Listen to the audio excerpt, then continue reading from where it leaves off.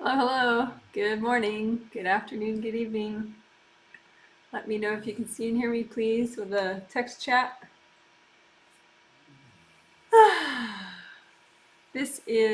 My name is Janet Wright. If you don't know me, you are welcome to watch this live stream. It is going to be a group energy healing where I heal 120 people in 10 different countries. And I talk out loud as I heal, explaining what I'm doing, so you could use it as a walkthrough, an all levels walkthrough. The theme of the healing is future intuition, hoping, dreaming, and planning. So practical, using future intuition in practical ways.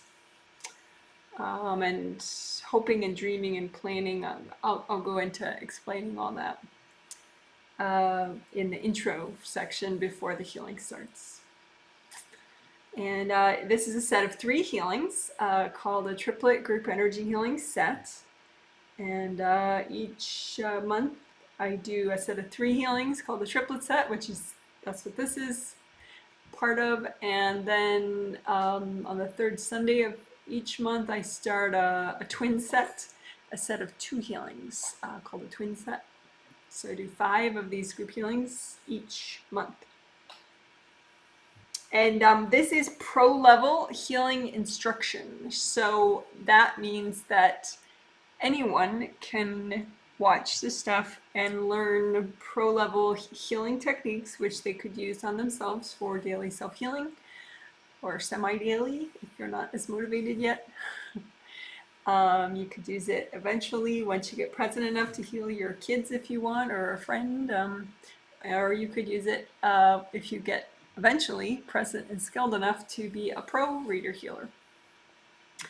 And I do not have any hidden secret professional training other than what you see here, because I want everyone to have access to pro level energy healing instruction.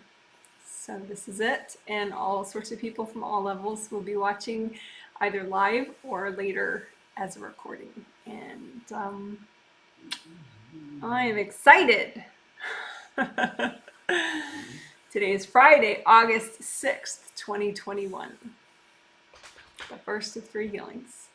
And I'm getting my hellos. Hello, thank you. My emojis, which I'm such a little kid about. I love those.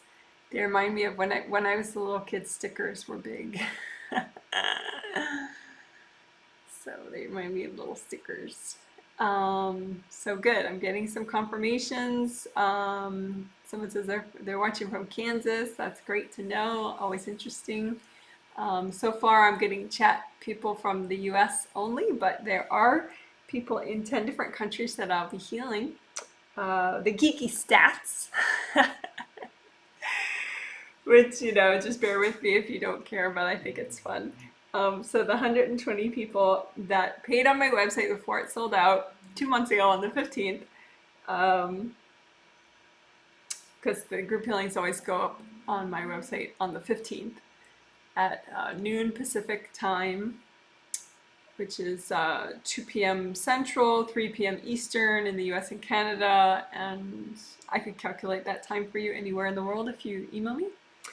But anyway, so 120 people are in 10 different countries, including 12 kids, ages 1 through 16. Just such an amazing gift that would be to have a healing like this as a kid. Cool. So anyway, 12 kids are getting this healing as today. 95 of the 120 people are in the US, 6 people are in Qatar, 5 people are in the UK, 4 people are in Canada, 3 people are in Australia, 2 people in the United Arab Emirates, 2 people are in South Korea, 1 person each in India, Japan, and Spain. So hi to everyone that I'm healing today. Whether you watch live or later in a video or not at all. You don't have to watch to receive the healing if you're one of my 120 people. And it is not a closed group. I mean, you could buy a lot of the spots are subscription purchasing to save you bookkeeping time. So they get them every month by like an auto pay thing that they have, but there are about a quarter of the spots are manually purchased on the 15th when they go up for sale. So the October healings are going up in a week on August 15th. Is it just a week from now? Yeah, a week and a half. So, more emojis, yay! And hello from Canada, yay!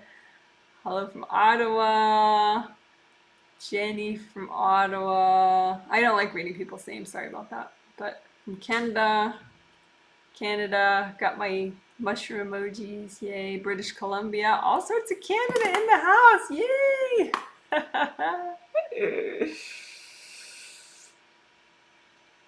That's cute. I like that. That's Smokey in the window there. All right, well, let's talk about the theme a little bit before I get started with the healing. Yeah, why not? So, future intuition is an interesting thing. You know, reading the future, there's kind of a lot of woo-woo energy about that. You know, I don't read the future for people professionally, unless every once in a while, like the angels will be like, "Tell her this," so then I'll say something, but it's not something I generally do. Because I think it can be manipulative. I think it can be sort of disempowering. You have people think, oh, my September is going to be really difficult, you know. Then like a week into September, they get all this aura damage and they don't fix it because they're like, they told me it was going to be difficult, and boy, is it, you know. So I think if you just, you know, do your proper healing and intuit how you're doing and adjust as you go, then it's very empowering and you have a better time of it. But what I mean with practical use of future intuition is more about that sort of planning idea, or, you know, where you think like, okay, well, I want to do this project, and then you're just sort of like, not this month, next month, you know, and so you know not to like push a big rock up a hill this month, you know that it's just, you need to kind of just take one day at a time this month, you know, or something like that kind of future intuition where it's very practical. It's not like, you know, phobic or passive where, you know, everything's set in stone and you can't do anything about it. It's more of like, you know, the planning, optimizing your planning together with your angels. That's sort of what I mean. And it's totally because of the angels that the other part of it is in the theme too, hoping, dreaming, planning. Because I think I don't know that I would have seen that connection, but the angels, I work with them on these themes, you know, to figure them out. So in my sleep. So the thing with hoping, dreaming, and planning, you know, you may have baggage from this life or past lives, conscious or subconscious baggage, that makes it harder for you to plan or makes you less present when you're planning. Or, you know, maybe your ability to hope and dream is suppressed for one reason or another because of this life or past lives. So that is a really good space for us to work. And basically, the more present and well and flowing you get with your hoping and dreaming and planning, the better your future intuition works, because all your abilities get stronger and more accurate the more present you are, including your clairaudience, hearing angels with your 5th chakra. So, and, you know, seeing consciously and subconsciously with your 6th chakra, and intuiting with your 7th and 5th chakra.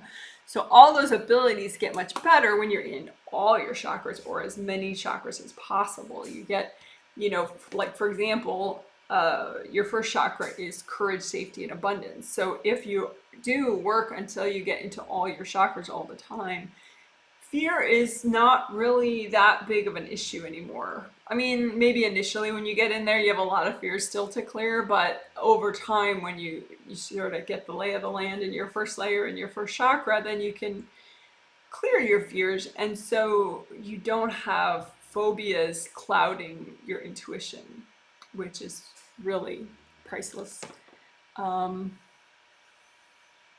So that's the idea. We're going to work future intuition and enhance it, but it's one of those things where if you kind of try to force it, it doesn't work. You just got to keep getting more present. And so I think the hoping, dreaming, planning stuff is more concrete and very grounded, and you can clear your baggage and heal your wounds around that. Those things like your ability to have hopes and dreams, like think of what you would like, to manifest in the future, as well as your ability to plan, like long-term, short-term, like plan your morning, plan your month, plan your year, plan the next 5-10 years.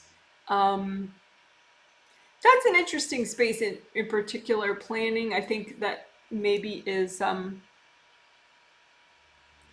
I know that when I was in, this story that the angels reminded me of, when I was in college, early in college, there was this young adult, I was gonna say kid, there's this young adult, in college, my year in college, who had like the next, I don't know how many years planned out. He's like, oh yeah, I'm gonna, go to medical, like right now I'm gonna take pre-med classes, and then I'm gonna go to medical school, and then, during these years I'm gonna, get a specialty, and then I'm gonna, or get a residency and this and that, and, I'm gonna go to get my blah, blah, blah. And he had it all planned out. And now I see that much differently than I did at that time. At that time, I didn't admire that person in the way that now I do. At that time, I thought, oh, he's so repressed, he's too serious, and he's probably just like a robot doing what his parents want him to do. But now I know for sure, because I'm a reader, so I can see and know actually that is literally what he wanted to do. And he was just very present with his plans. He was in 7 through 3. He was present in physical body chakra 7, 6, 5, 4, 3. I was not yet at the time. I was like in 7 and 6 probably only when I was hearing him, because my childhood was very disorienting and stressful. So then, as I was in college, I was getting more and more and more present. So this was early in college. And so I thought he was kind of a freak. I mean, I didn't treat him with disrespect or anything, but, I just didn't know how to process someone who was pretty present and could plan out. And, I just wrote them off like, But now I can see, he was very present. He knew how to plan, and he wasn't, he was repressed in certain areas, but he just enjoyed, certain things and knew how to practically implement that in his life and sort of optimize his time. So I think we all deserve to be able to do that. And sometimes maybe, just the ability to hope and dream, like you don't even really know what would make you happy. And so, we could work that. Or, say, but you figure it's a pipe dream, like you can never do it. And that also can be baggage in the way, old wounds and baggage in the way of your hoping and dreaming. So you might know consciously something that you want, but you think, please, that'll never work, and, So yeah, there's a lot that we can work, and I think it's going to be exciting. We have 3 healings to work it, which, you could do it even longer than that. There's so much to work. But anyway, so hopefully that makes sense. Hopefully by the end, there's progress that you can tell, because some of this stuff it's like subconscious and it takes a while, but hopefully it's like we can give you some momentum. We can get some of the heavier stuff out of the way in these three healings so that then you have a little bit of forward momentum with it and think you can work more with your angels in your sleep. You could use the videos and the techniques, and just kind of make more progress with it. But future intuition is fun, it's good to be able to kind of get a sense and be like, just to plan things a little more intelligently.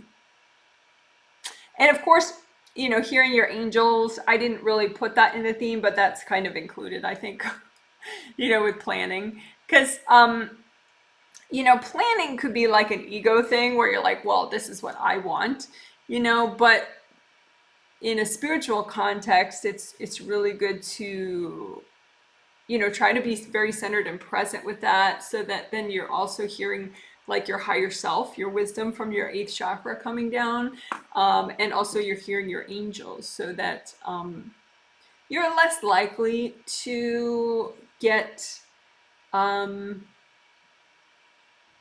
down like a sort of a side road that's not important for your spiritual path. I did a lot of that at that age as well. So hopefully, if we do it this way, where you get more and more present, and flowing, then you're, and it's not just about, like your ego sort of, this is what I want, I'm going to make this plan and be on it and be rigid about it. It's more like, it's more likely to be what's like really you and what's really good for you and healthy and balanced, and so you don't look back 10 years from then and be like, oh, that was a waste. What was I thinking? Okay, so that's my intro. I hope it makes sense. All right, cool. So I'm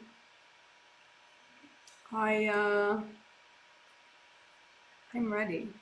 So I'm just gonna do like 2 minutes of quiet before I start talking again. The first minute roughly will be me doing a little extra prep for myself and also saying hello telepathically, which means non-verbally, to the 120 people that I'm about to heal, just to make sure that they are all paying attention on a subconscious spirit level, so that they're ready to make the most of the healing. And then the second minute of the silence will be me starting to heal the 120 people. So you'll see my hands go like this as I start the healing in silence. And then I'll start talking when I feel like I'm already at the level I need to be at. And then I'll start the walkthrough part of it. So 2 minutes of quiet. Thank you for your patience. You can do whatever you want during that time. Okie doke.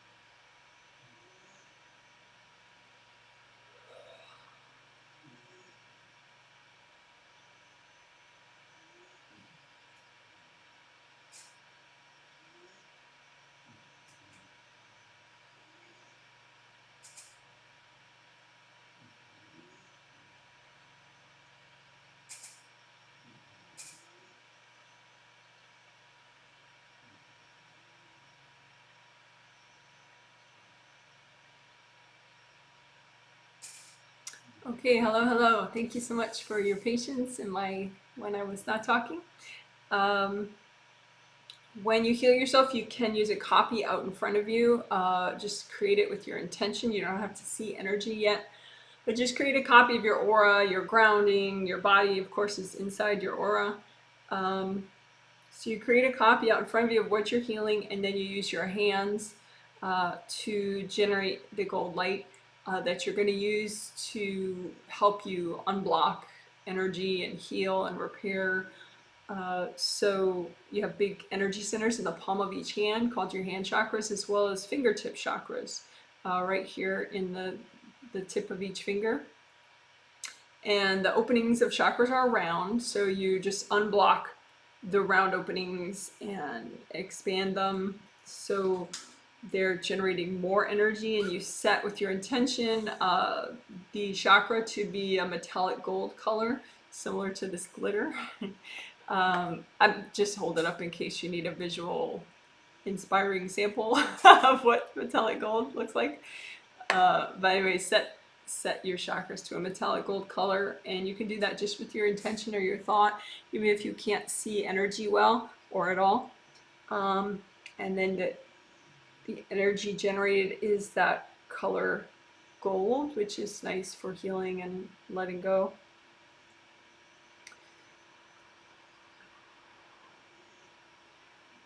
So let's get grounding unblocked nicely.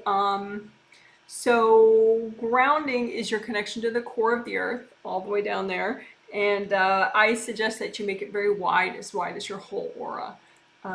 Because it might not be that, it's probably not that wide if you've never thought about it before and you live a modern life, you know. Your grounding might be very skinny and maybe blocked even. So just recreate it, make it red or orange or yellow like a big waterfall all the way down to the core of the earth. Some people prefer the idea of it being like a big tree trunk. But you want to have it be red or orange or yellow, I would say, because those colors are good vibrations for the lower chakras where the grounding is, and then it goes all the way down, of course. So you make your grounding wide all the way around you and wide all the way down to the core of the earth. And you can make a copy of your grounding out in front of you and comb through it. And you want to imagine the blockages in the grounding, maybe like big rocks, and just surround and just soak the blocked energy in gold light until it melts away. So you want the flow downward in your grounding to be very, very strong downward flow, like a waterfall. Because that allows you to release anything you want more easily. So then you stay more present, you manage your stress better. It's really a big deal. So I'm still doing that now. Just unblock the grounding. You just imagine more energy blocks and melt them with the gold light.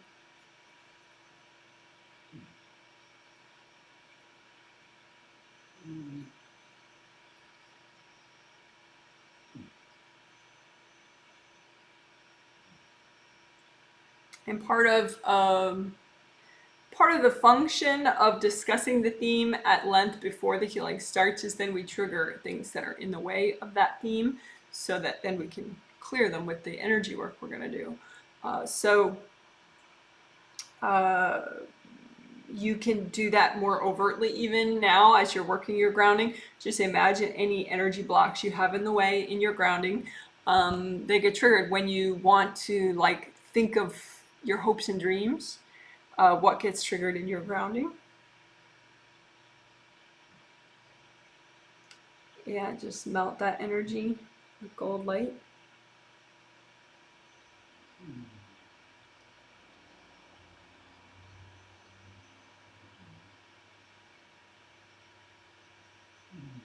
When you want to use future intuition, or when you want to plan for the future, what is your grounding?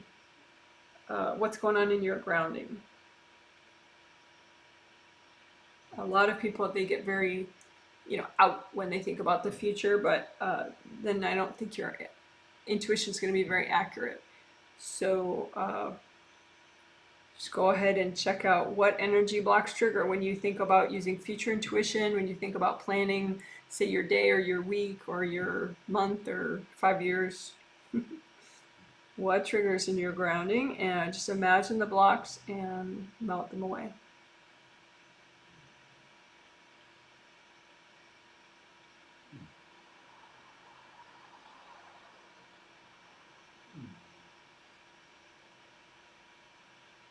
A lot of people get really, really negative stuff triggered in their grounding when they think about hopes and dreams, and the idea of having hopes and dreams.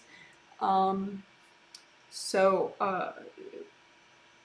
don't be shy about imagining just the awfulness that gets triggered in your grounding, because this is the time that you can do something about it.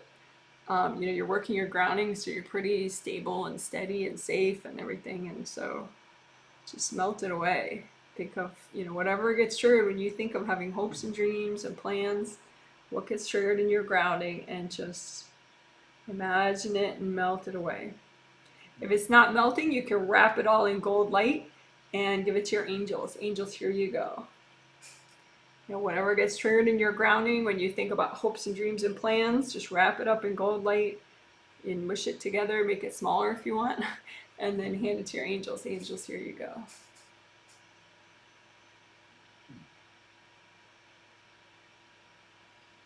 All right, so that was grounding unblocking with, a little bit extra, just making sure that we're unblocking for the theme.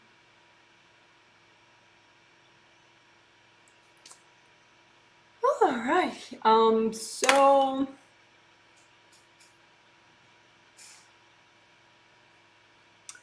let's do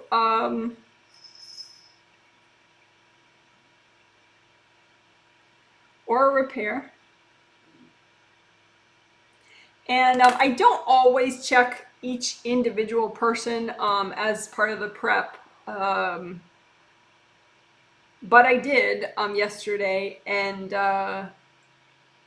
so I know who needs aura repair and who doesn't, or who needed it as of last night, and who doesn't, and I was pleased to see that most people did not need aura repair, which I'm taking to mean that not that people aren't having challenges and conflicts in their life on a spirit level, but that people are more self-healing, and also they're more able to let their angels heal them on a continual basis when they're not getting healed by me that day. Or even when they are getting healed by me that day. So I was pleased to see that. But there are some people that really do need aura repair.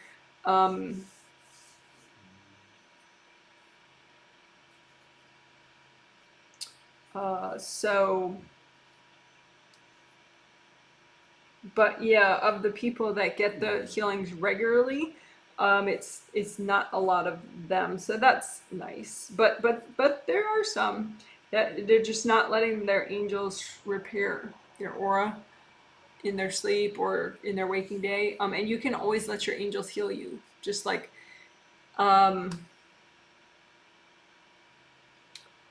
you could look at that. Okay, let's look at that. So what's in the way? Well, okay, we'll do aura repair first. In case anyone really, really needs it, you gotta get that done first. Because without aura repair, you're just kind of a hot mess, so we don't want that. But then we'll, for letting angels heal, we'll do that right afterwards. Yeah, we'll clear baggage in the way of you letting your angels heal you whenever you need it on a subconscious level. So then you can still do all this stuff consciously, but it's just better if you don't have to do every little thing consciously. All right. So aura repair, and I have videos that teach this, so I'm not going to really spend too much time teaching it right now. The video that I like to recommend that teaches it is, if you search Janet Wright gold buffer zones, you'll find it, because there's a companion technique, gold buffer zones, and I teach them both at the same time. So if you search Janet Wright gold buffer zones, you'll find it. But anyway, so aura repair, you just imagine a copy of your aura out in front of you, and you could make like a composite rip that represents all the rips in your aura, all the rips in both of your regular auras. That's okay to start with. So if you have rips in your regular auras, you just can imagine them all represented by one big rip, and then you repair that one big rip. So that's called a composite copy. So you use the gold light and you want to scoop it really deep into the rip. So you get, because a rip can accumulate a lot of junk, and you don't want that junk in the way.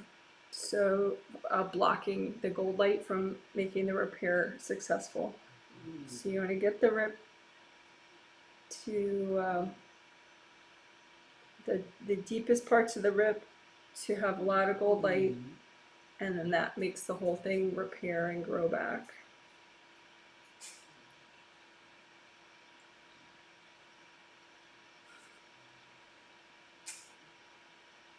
So let's double check again for all your, just your regular auras. We'll do your Weichi auras as well, but let's just do the regular auras. Those are the ones I would say that, you know, if you're learning and you're new, those are the two essentials. It's your astral body aura and your physical body aura. So just imagine, okay, do I still have rips in those two auras? And if you have no idea, then just go ahead and say, all right, well, maybe I do. Let's make a composite of all the rips that are still there, and then heal that composite, you know, repair that composite. So again, we're repairing a composite of any remaining rips in your regular auras, your astral body aura and your physical body aura. So you just imagine that one rip, and you get the gold light really deep into the rip so that it can repair and grow back. And then right at the end, it's like you might think, oh, okay, there's no more big rip that I can see, but you probably have scarring. It like gets sort of hard and thick and bumpy. So you melt that away too with the gold light. Melt away the scarring, because you want it to be really smooth and flowing all around the outer surface of your aura. Because then it's non-resistant, and it's harder for people to harm, you know, create a rip in the first place if there are no scars.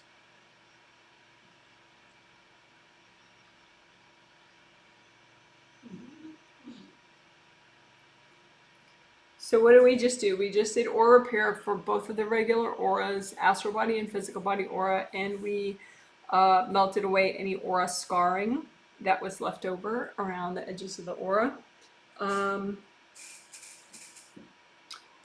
So now technically that's sort of the simple version of aura repair. So you're not leaking energy. So then let's do Weichi aura repair.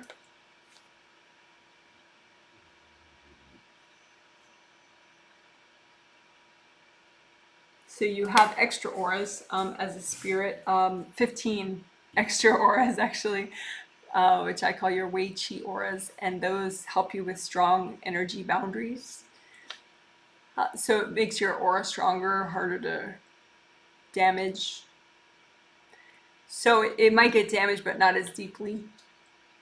And it helps you just the overall strength of everything in your energy system, your body, your organs, everything. So these 15 Weichi auras, you just imagine them in the same way as you just imagined the regular two. So imagine your 15 Weichi auras, and you want to heal and repair and unblock to the extent that is healthy and gentle to do right now. Because, you know, you could have a lot going on there, and you want to do whatever is the best amount to do right now. It's like you don't want... Perfection is not the point. The point is incremental growth that is healthy. So you can just comb through your 15 Weichi auras with the gold light.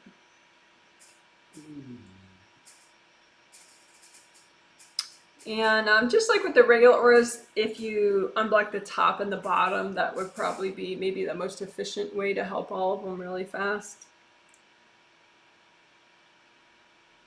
So the upper part and the lower part of all the Weichi auras, just kind of run gold light through them.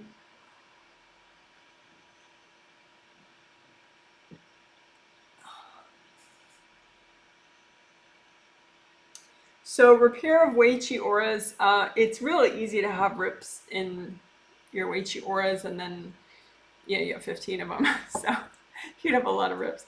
So you could do a composite for your Weichi auras of just what's healthy and gentle to repair right now.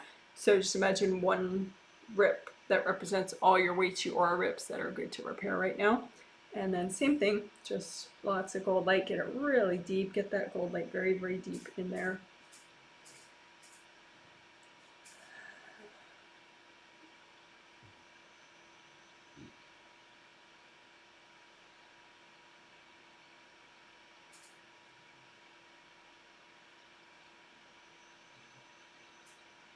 So that goes back, and then get the scarring melted away too, the aura scarring.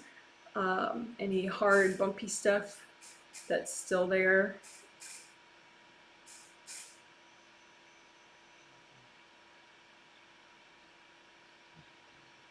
And any other aura scarring that you have in your Weichi auras.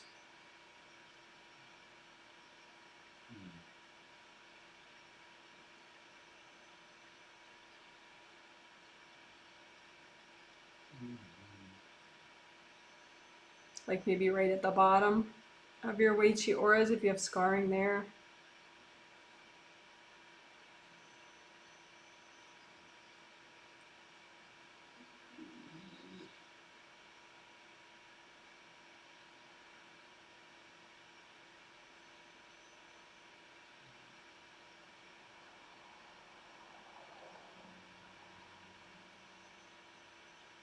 And the very top of your Weichi auras, if you have any scarring there.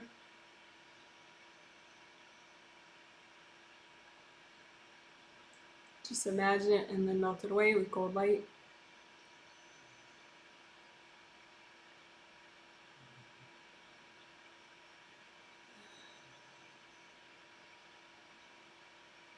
Okay, so then we'll do some,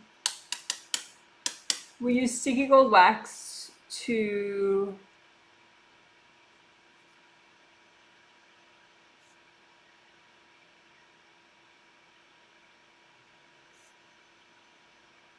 I have to take notes because later there'll be a detailed healing summary that I put in the comment section when this is saved as a video, like within a day.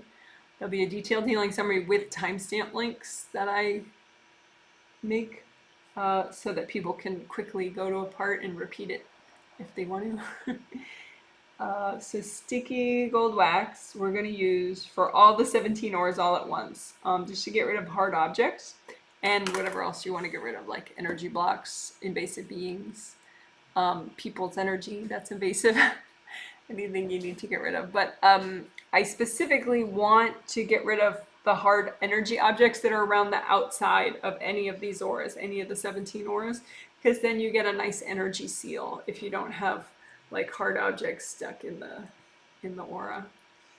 So sticky gold wax is gold light, but you create it with your intention that it is it sort of hardens and sticks to what you don't want, and then you remove it all at once, the wax with the hard objects and the invasive people's energy and the invasive beings' energy and the energy blocks you don't want.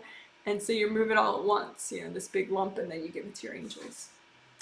So, okay, so sticky gold wax for all your 17 auras, especially around that outer surface. So have it stick to all the hard objects and anything else that's not you. And sticky gold wax all the way through all the 17 auras and through your physical body, through your astral body, all your bones, muscles, all the little acupuncture points that are minor chakras, and your major chakras, of course, too. All the way down your grounding, put the sticky gold wax. You have 2 groundings, astral body grounding and physical body grounding, if you want to get detailed. All right, so you just put it everywhere. And then we're going to move the sticky gold wax with all the junk in it and give it to the angels. So move it to the side. Angels, here you go. So we'll do it again more quickly because you know how to do it now. Sticky gold wax everywhere. You know, all the 17 auras, etc. Your groundings everywhere. And then move it to the side, move the wax and the objects. Angels, here you go. And let's do a theme specific.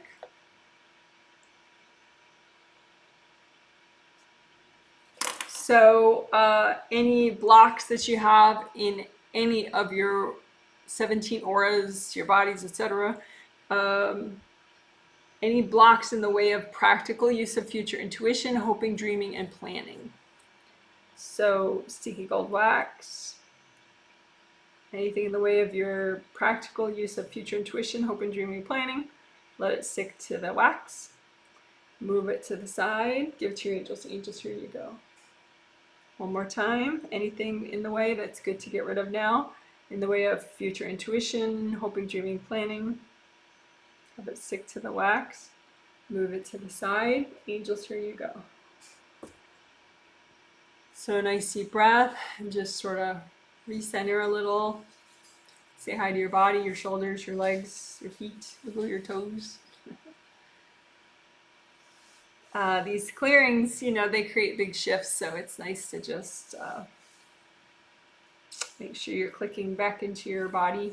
You know, your energy hands are in your physical hands, your energy feet are in your physical feet, your energy butt is in your physical butt. All right, great.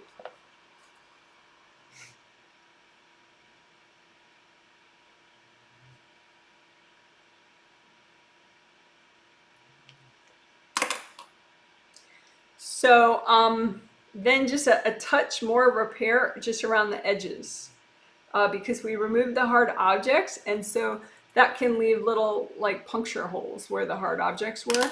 So just extra gold light, I guess throughout everywhere in your 17 auras, you know, your bodies, all that, your groundings, but especially around the edge of all the 17 auras so that you fill in all those little puncture holes.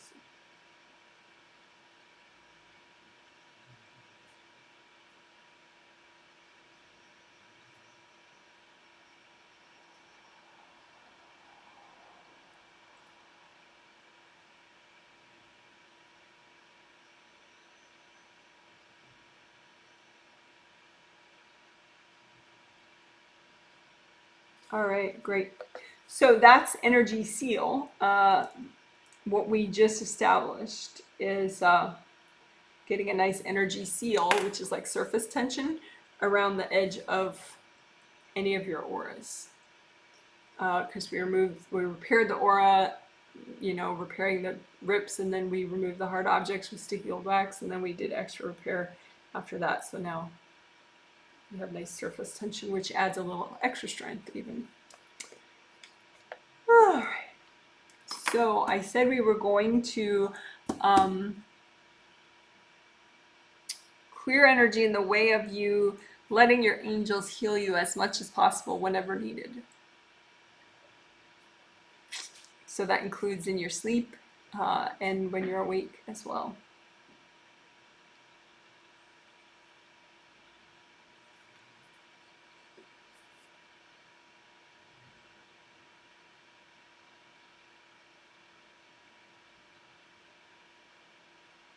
So let's do that with chunk and bubble.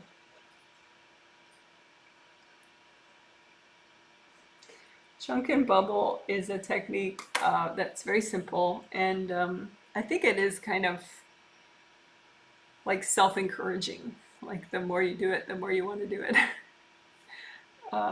Because the benefit of it is feels more real, I think, than maybe other techniques. So the idea is, you know, you want to let angels heal you as much as possible because why not? You know, that's super cool. It doesn't it doesn't make you weak or anything, you know, it's just smart to utilize the divine assistance that you have available to you all the time. So, but sometimes people have, you know, baggage in the way, like shame or fear that's just distracting them. And so they're not allowing their angels to heal them. And so they go weeks and weeks with something that their angels could have healed in like 30 seconds. So we don't want to be like that. We want to let our angels heal us as much as possible whenever needed, right? So, with chunk and bubble, you imagine, you make with your intention, your imagination, whatever, a big gold basin, like a big tub of gold water, gold healing energy, like universal healing energy, but you can make it like a, you know, water in a tub, right? So there's this tub that you make big and wide with gold water, gold healing energy water, and you can splash a little on yourself just for fun, freshen up a little. Okay, so you fill it with your gold healing energy water, and then the chunks are the baggage in the way of you letting your angels heal you as much as possible, whenever possible, right? So you just, and you can have like a chunk loader machine that you just imagine, you know, it's like a big shelving system when you just put all the chunks of baggage, you know, like a chunk is like a cube of baggage, right? So put all the chunks of your baggage that's in the way of you letting your angels heal you as much as possible, whenever possible, right? So any baggage that's in the way, subconscious, conscious, whatever, and just load up all your chunks, right? And then go ahead and let, you know, the first one fall into the water.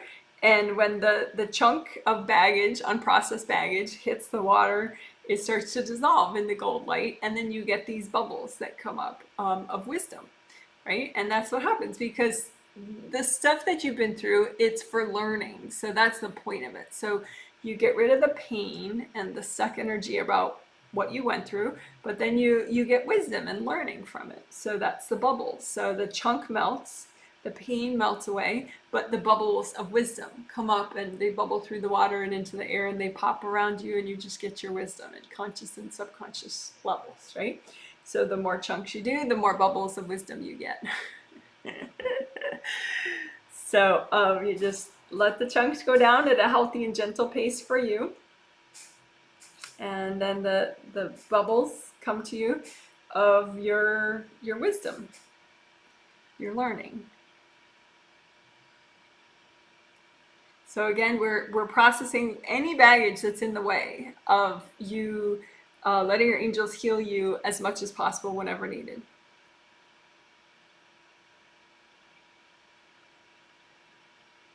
And just load more chunks on and just melt more. Get those wisdom bubbles. Load more chunks of baggage that's in the way of you letting your angels heal you whenever possible, as much as possible. And just melt those chunks of baggage and let the wisdom bubbles come to you. All right. So that was so that you let your angels heal you on an ongoing basis, whenever you need it, with chunk and bubble.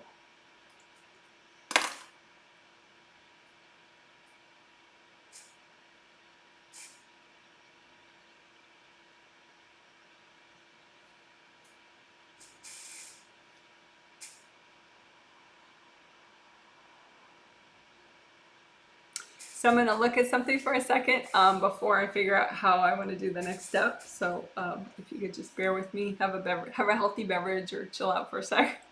Maybe check your grounding, unblock your grounding a little extra.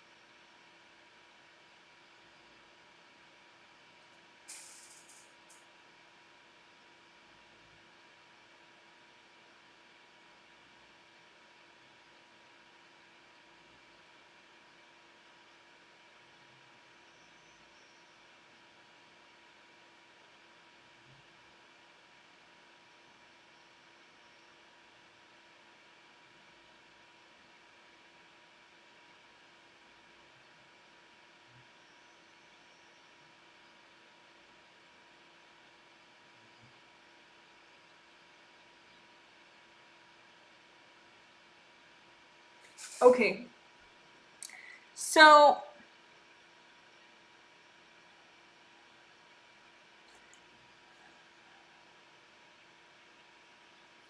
with hoping and dreaming and planning, sometimes you can be motivated. You can, some people use their pain to motivate themselves. So their resentment of somebody, like sort of a revenge thing, like I don't want them to have it, so I'm gonna get it. I'm motivated to get it because they don't deserve it and I do, or something. Or like maybe fear is motivating that person, like, oh, if I don't do it now, I'll never do it, or, and so, yes, it is motivation. Um, it is maybe a hope and a dream and a plan, but it's motivated by pain. It's kind of fueled by pain, like the resentment or the fear or the competition with somebody else. And then there's you could, on the other hand, you could have your love motivate you. Like you just really, doing something brings you joy, or you just think it would be fun. You think that it could be really fulfilling. Um, and those things as motivation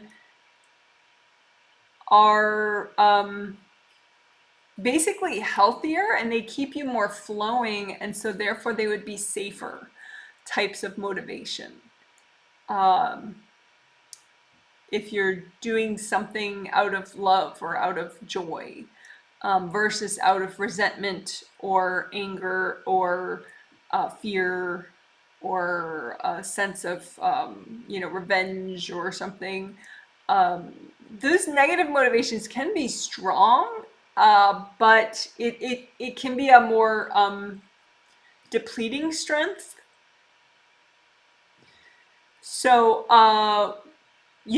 life is already pretty challenging and potentially depleting. So you want to try to do things in a way that is more self-nourishing, so that so let's help you to clear the negative motivations and restore your positive motivations about why you're doing things.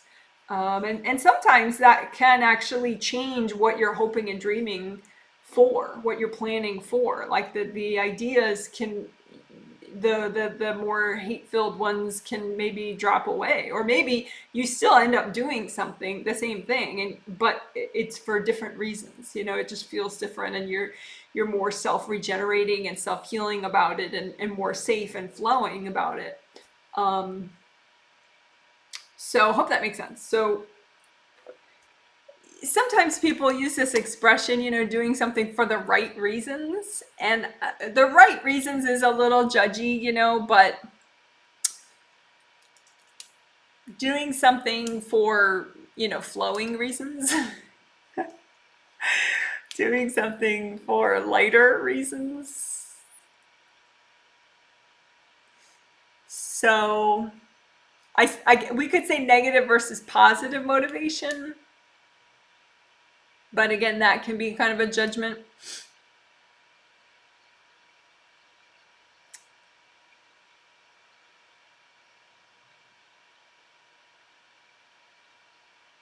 And anger can be in that positive motivation category if it's a very flowing kind of anger. It's just a lot of people, they don't have that kind of anger. They have that sort of bitter, resentful, stuck kind of anger, which is depleting and makes you less safe because it's very stuck. And so if someone throws energy at you and you're already like kind of stagnant, it can cause quite a bit of damage. Whereas if you're very flowing and someone throws energy at you, it's a lot less likely to cause much damage.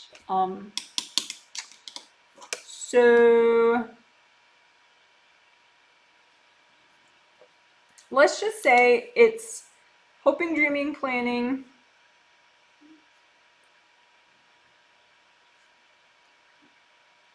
like a clean out of it. So we're gonna clear the stuck stuff, and then heal and restore the flowing stuff.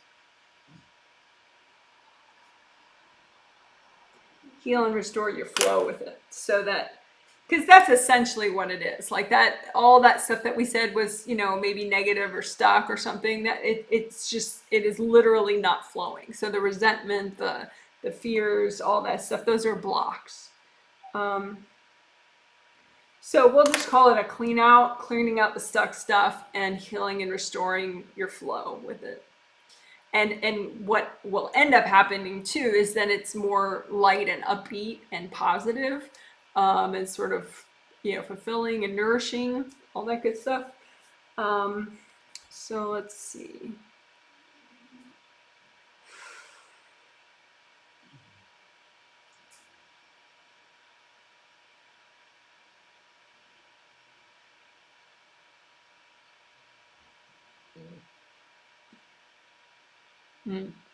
Okay, we will do this together with chakra repair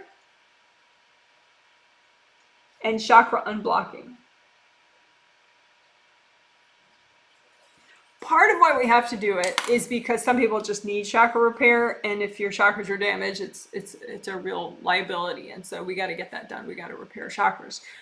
But part of it is because, like, say your seventh chakra, the one in the top of your head, that helps, that gives you a sense of identity and purpose and goals and, you know, confidence. And you can have what I call a pain identity on some subconscious or conscious levels, where you have all that negative motivation that fuels you, and you just, it's sort of part of your, you know, your origin story, I guess. You know, everybody's against me or something. And so you don't really know yourself or your life in any positive context. All you know is that negative stuff. And so if we don't clear out that pain identity, you're just not able to notice and really observe and welcome the flowing, you know, the switch to the flowing stuff. So we got to get, you know, deep on these chakras to give you that flow, including the seventh chakra, so you can lose incrementally more and more of your pain identity, so that you can think of things in a more positive light. Think of yourself in relation to the world in a more positive way. Okay. But that also can be heart chakra, second chakra. There are a lot of chakras that are involved in that sort of a shift. So it kind of makes sense that we'll do it as we do chakra repair and unblocking of all the major chakras at once. All right, cool. So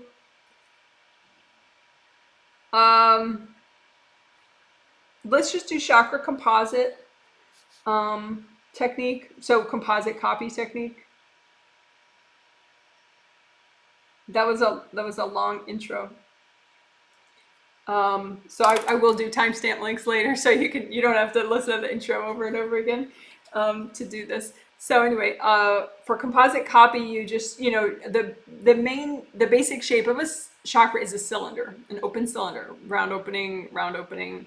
I'm just covering this because I don't want you to have white in your chakras. So you know, your chakras would be rainbow color, ideally. You could set your first chakras to be red, second chakras to be orange, third chakra to be yellow, fourth green, light blue for your throat chakra, fifth chakra, deep blue like a cobalt color for your, or medium blue for your sixth chakra, and then purple for your seventh chakra in the top of your head. But anyway, so open cylinder. So there's a cylinder, 2 round openings, and so this is a composite copy of all your chakras, all your major chakras, and just use gold light to unblock and repair. Let's do repair first, because you could have cracks. I did notice, you know, like I said, I looked for everybody this time. You know, as part of my prep, I looked at everybody, whether they needed aura repair or chakra repair.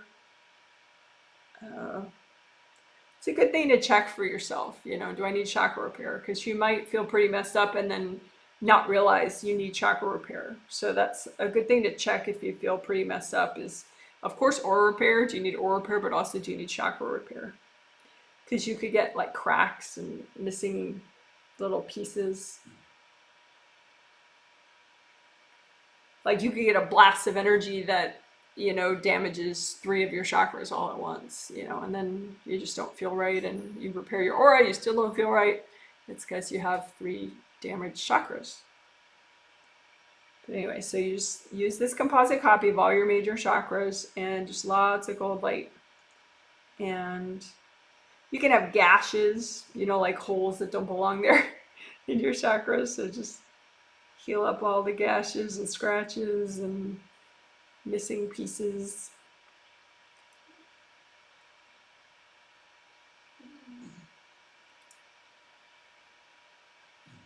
You can send the gold light inside the chakra, composite copy.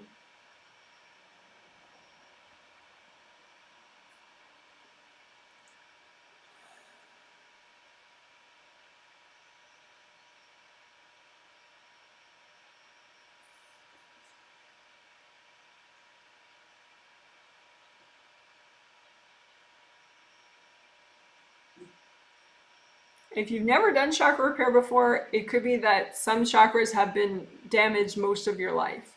So, you know, give yourself an extra minute to repair them fully.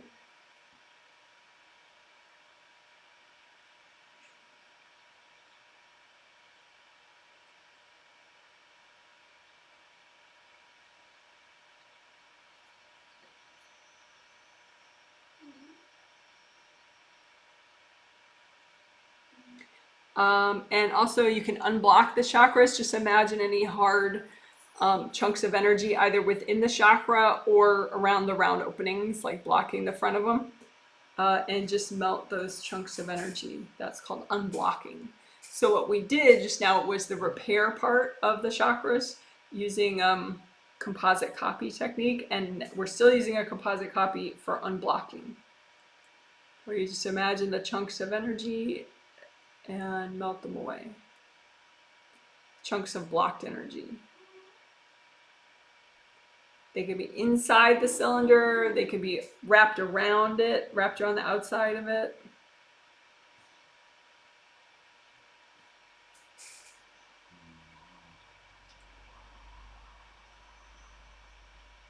And you can imagine a bunch, melt them, and then there are more. There's more blocks. And it's not that you didn't do it right the first time, it's just with energy blocks and chakras.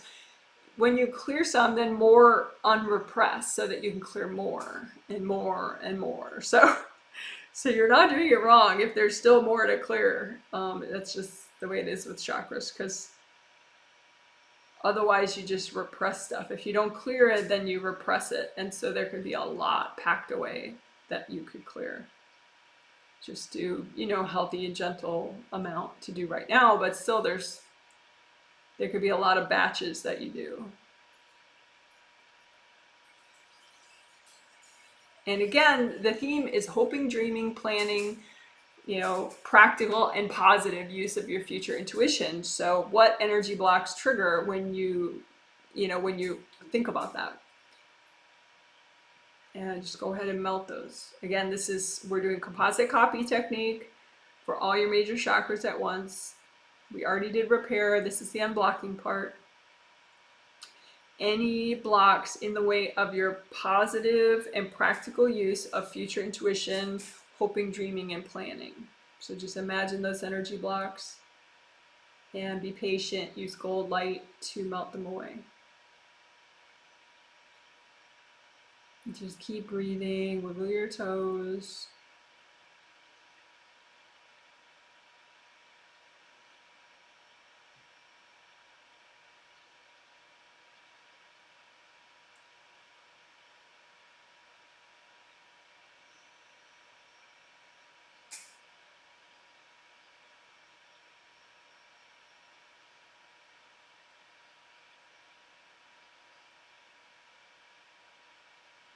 All right, beautiful. So that was repair and unblocking in general, and then also for the theme of practical and positive use of your future intuition, hoping, dreaming, and planning.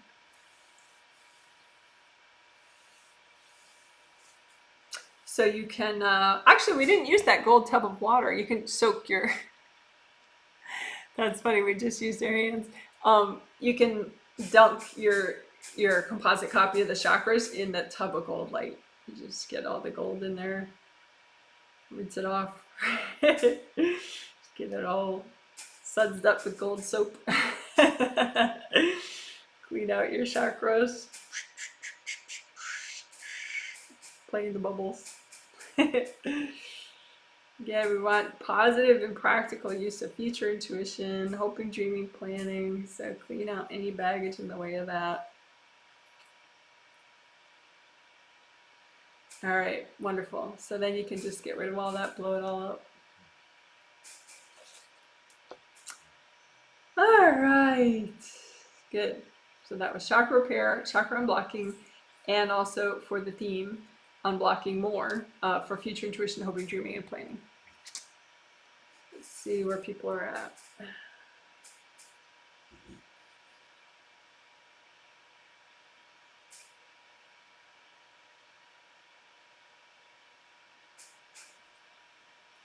I'm gonna read a sample person that the angels are showing me for a second, just to figure out what we're gonna do next.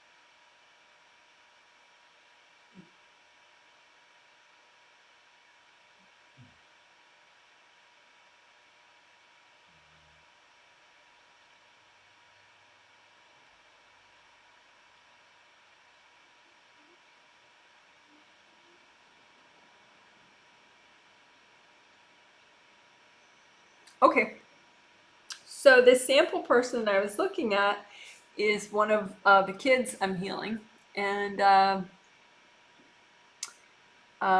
she has hopes and dreams and plans, but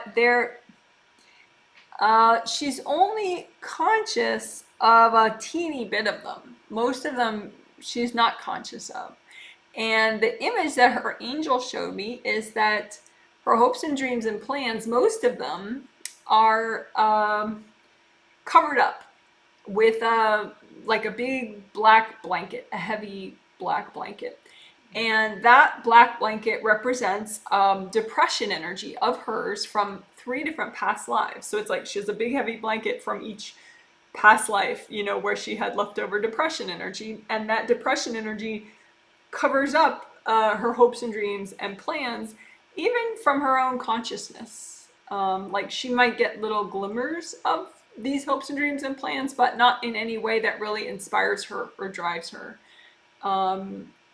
And so it just makes her mind sort of blank when she thinks about, what she really wants, beyond just like, what do you want for lunch?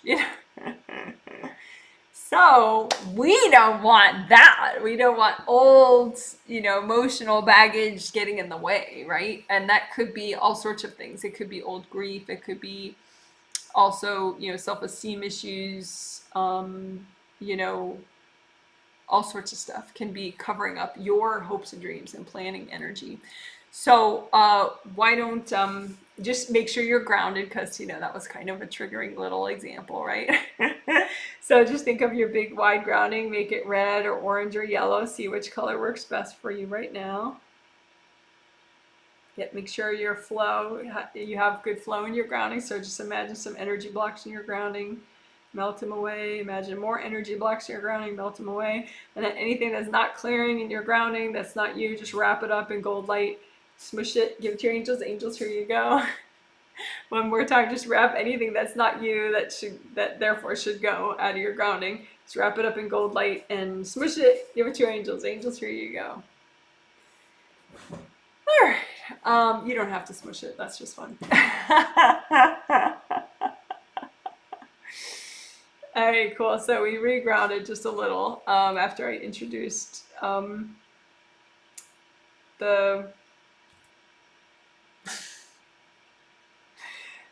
we've used blankets in a positive way, right? There's the blanket technique is a positive technique where you imagine a blanket and you put the baggage on it that you need to clear, and then you just melt everything on the blanket, right? So that's sort of like a picnic blanket idea, But this is more of like a wet blanket.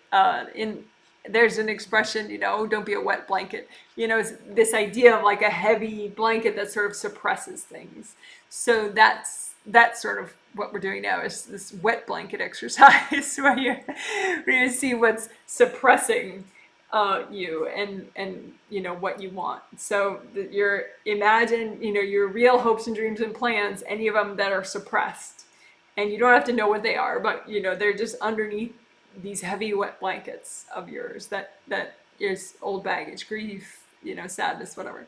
And you don't have to feel the wet blankets, just remove them, right? So you can just lift them up and fold them up. You don't have to fold them even that neatly. I give them to your angels. Angels, here you go. And see if there's still any big heavy wet blankets over your hopes and dreams and planning energy. And if so, just go ahead and roll up the heavy wet blankets and give them to your angels. Angels, here you go. And again, just imagine, some physical representation of your hopes and dreams and plans, maybe like little objects just sort of sitting there. And then just imagine if there's still any heavy wet blankets, on top of your hopes and dreams and planning energy. And if so, just go ahead and wrap these wet blankets in gold light and give them to your angels. Angels, here you go. So then just run gold light through your hopes and dreams and plans, those objects that represent your hopes and dreams and plans. And maybe bring up some red earth energy and soak them in the red earth energy. And more gold light.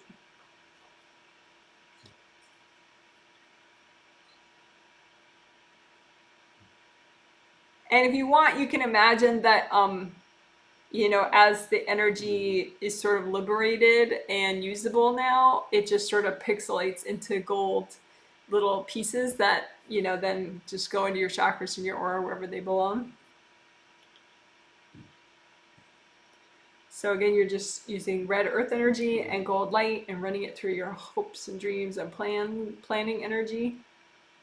And the energy that used to be suppressed and subconscious.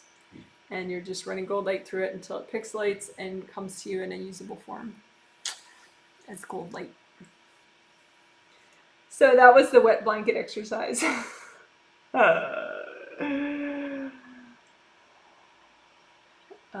So hopefully that made sense to help you liberate your repressed hopes, dreams, and planning energy. Let's see. I'm gonna be quiet for a sec as I look at another sample person to figure out what we're doing next.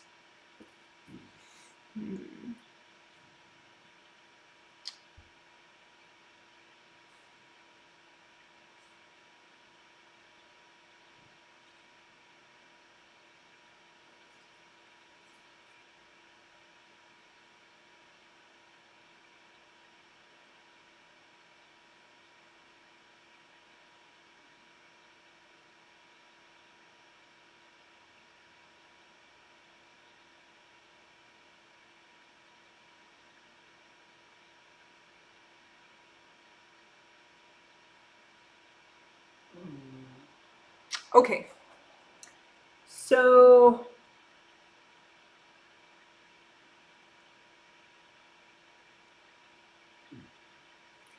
you can have,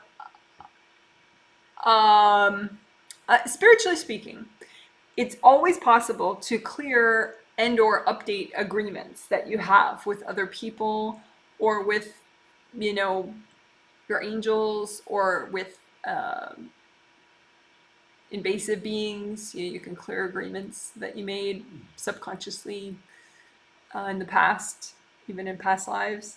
So you might, and the sample person I was looking at, he had agreements with people in this life and in past lives, or sort of half and half, that were making him extra serious. So that but serious not in a just sort of focused way, but in a kind of a killjoy way, that he just doesn't have a lot of levity and joy, that he's more easily depleted or irritated. He's not a really like extrovert with being negative. He's more like he just sort of implodes a little and slows down and gets rigid about things. So part of that is he has these agreements that are old with other people. And it goes back to, for him, and I think for many people, either in this life and or in past lives, you may have been raised by somebody who didn't really understand playfulness and the role of playfulness in adult life or also in a child's life. And so you may have had, there's this funny image on Twitter that I saw the other day saying, "You are the killer of joy." And so you may have been raised in this life or in past lives by the killer of joy. Someone who was so motivated that you would not be joyful, not be playful, not be silly ever, that they made agreements with you. Like, no, you really have to be serious. This is your duty. This is your obligation, and they just really... So then you have this agreement still to this day. Like, even that person's not around maybe, but you still are like overly serious and sort of kind of asleep. Playfulness is part of vitality. Not that you can't be vital without being playful, but there is a whole side to vitality that is playfulness. So it's a part of strength. It's just not only fun, but it is quite fun as well. So anyway, joy-killing agreements is what we're gonna get rid of. Joy-killing agreements.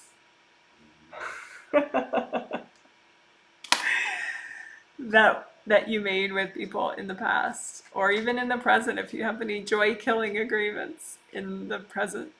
But the thing is, they could be past agreements, but if you don't clear them, then they're still there. So it could be with a past life dad that you haven't known in 150 years, but the agreement's still there, so it still makes you kind of a joy killer in your own life. So we don't want that, right? So okay, so that was the explanation part. So now's the doing part of clearing joy-killing agreements, or modifying them, updating them, so that maybe there's something good about the agreement, so you'll just clear the joy-killing part of it.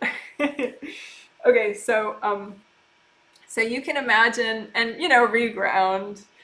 I think most people are already very grounded that I was healing, but I'm just gonna double check. You can unblock your grounding one more time. Lots of gold light all the way up and down your grounding. Make sure it's still wide and flowing, even in the back. Okay, so then go ahead and imagine your joy-killing agreements that are really good to clear right now. And they could be from past lives, definitely subconscious. So don't overthink it, just imagine them out in front of you. Imagine them as rocks or sticks or pieces of paper, whatever you want to imagine your joy-killing agreements as. And then you can soak them all in red earth energy, and then gold light, and or gold fire, gold water, and just clear and or update, if there's some good that you want to save in the agreement, but otherwise just fully clear it. And just say, angels, help me do this. That way, your angels know what's best for you. And so they'll help you modify and or clear all these agreements. So again, we are melting away and or updating any joy-killing agreements that you have from present or past lives.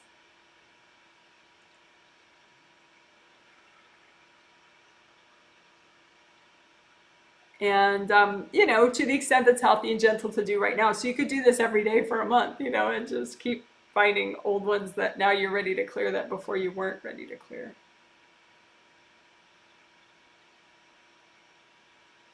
All right, great job. So what did we do? We melted away, cleared, um, or modified if there were one or two worth just changing instead of destroying. Joy-killing agreements that you had on subconscious or conscious levels from present or past lives. All right.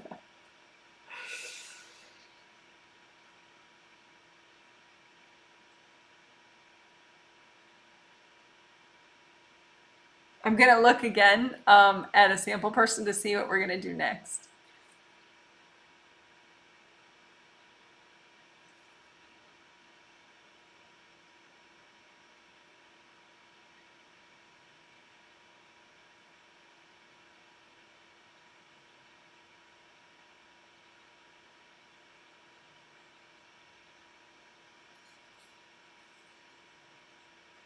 Hmm.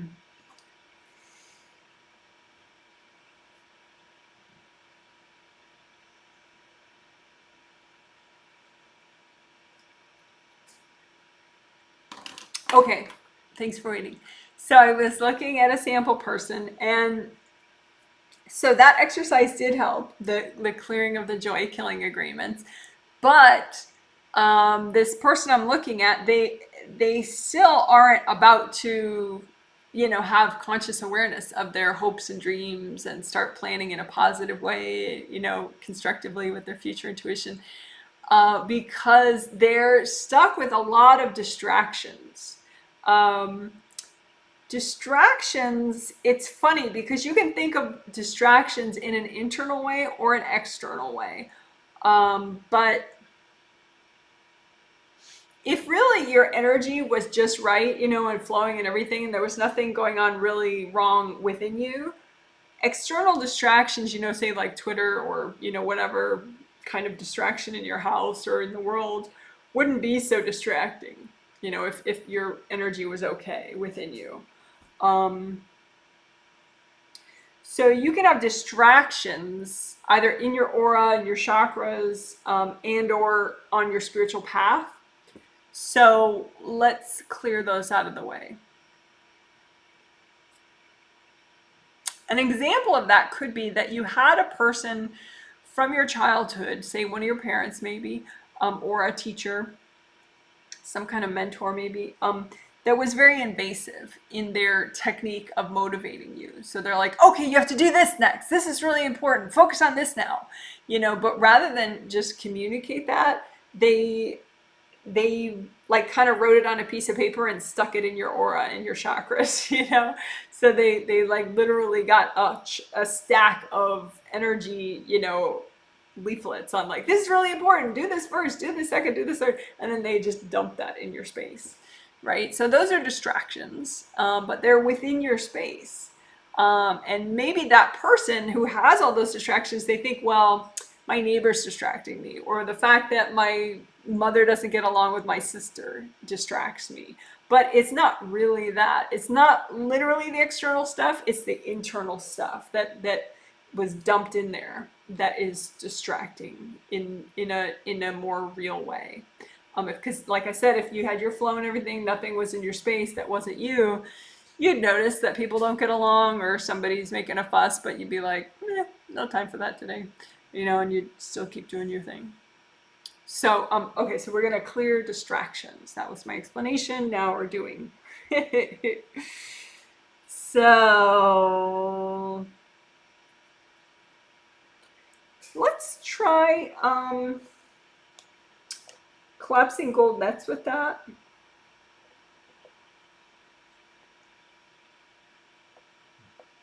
You could use sticky gold wax if you prefer, but since I already used that, I'm going to use this. I don't want to be bored. I like doing different things.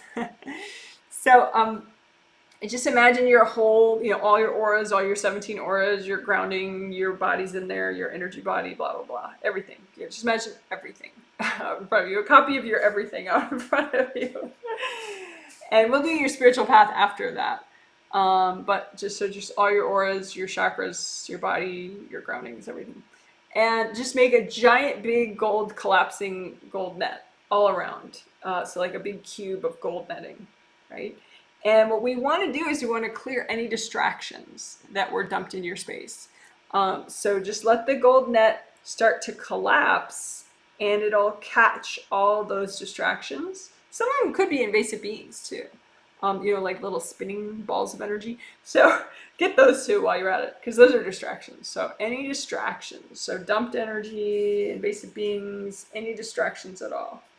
And just let the gold net catch it all up.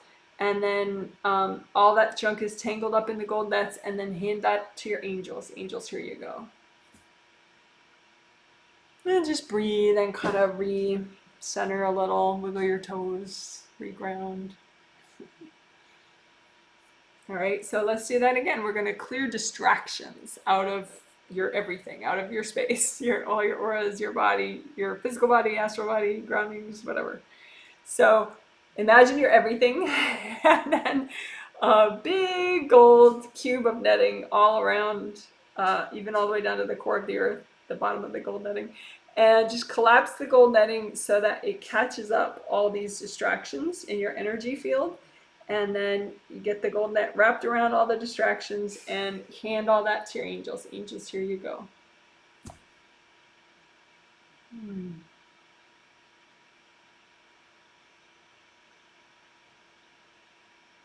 Okay, and we'll do the same thing to clear distractions off of your spiritual path. So your spiritual path is, it's a road that you're on. And it's an energy road, not a physical road. But it represents what you're meant to heal, what you're meant to learn and experience in this life. And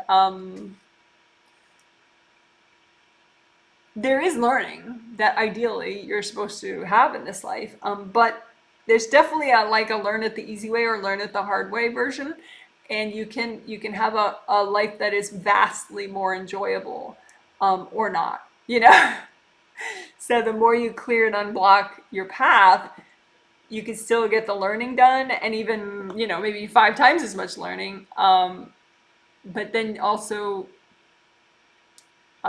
it's just lighter and more enjoyable and easier and simpler, and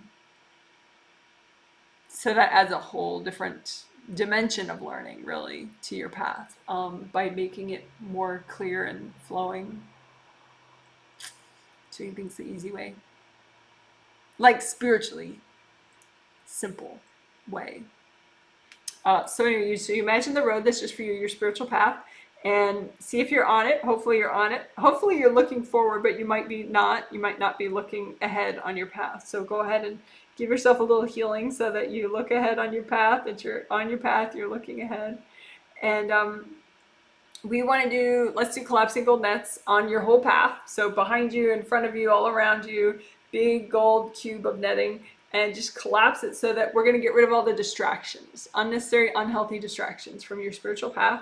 So there could be some stuff that's just fun and frivolous. That's not what we mean. If it's healthy, obviously that's fine, right? But any unhealthy distractions on your path, and just collapse the gold nets all around them, and then lift all that off, all the distractions, give it to your angels. Angels, here you go. Right? Because we don't want anything in the way of your hoping, dreaming, planning, practical, and healthy use of future intuition. So now you can just a lot of gold light all the way up and down your path, behind you on your path, and ahead of you on your path, all around you. Lots of gold light. And one more time, let's use a collapsing gold nets on your spiritual path to clear away unhealthy distractions. Anything in the way of you hoping, dreaming, planning. So collapse the gold net and tangle up all the distractions. Give it to your angels. Angels, here you go. And again, distractions can be other people's energy, invasive being energy, or just stuff dumped on you by people that maybe even meant well, but they were just invasive. So they left stuff on your path. So again, more gold light, and it could be like a big wall of gold fire that just melts away everything that doesn't belong on your spiritual path.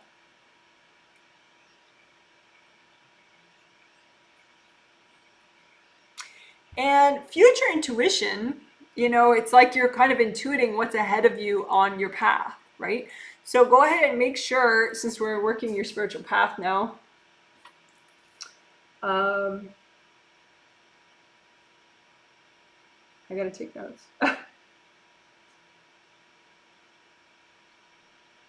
So since we're working your path, we can also clear ahead of you on your path just a little extra, because that does relate to future intuition.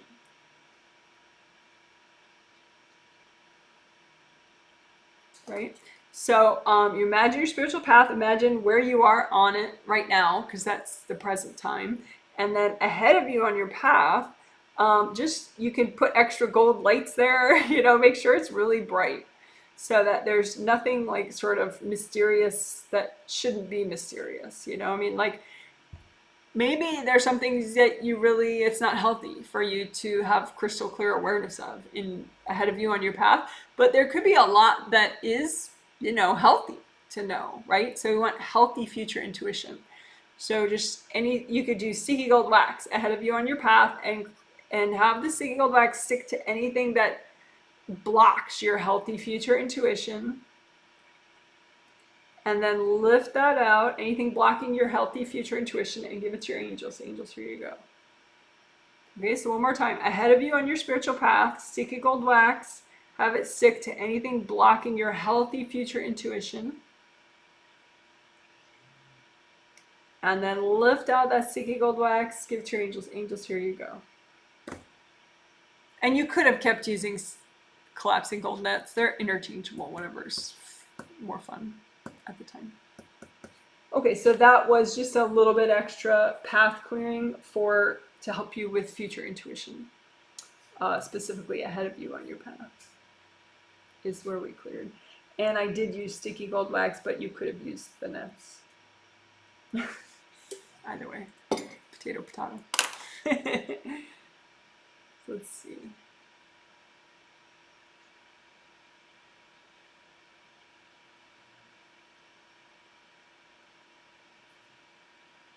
I'm going to look at another sample person to figure out what we are doing next. We're nearing the end of the healing, but we have like one or two more cool things to do. So give me a minute so I can look at this.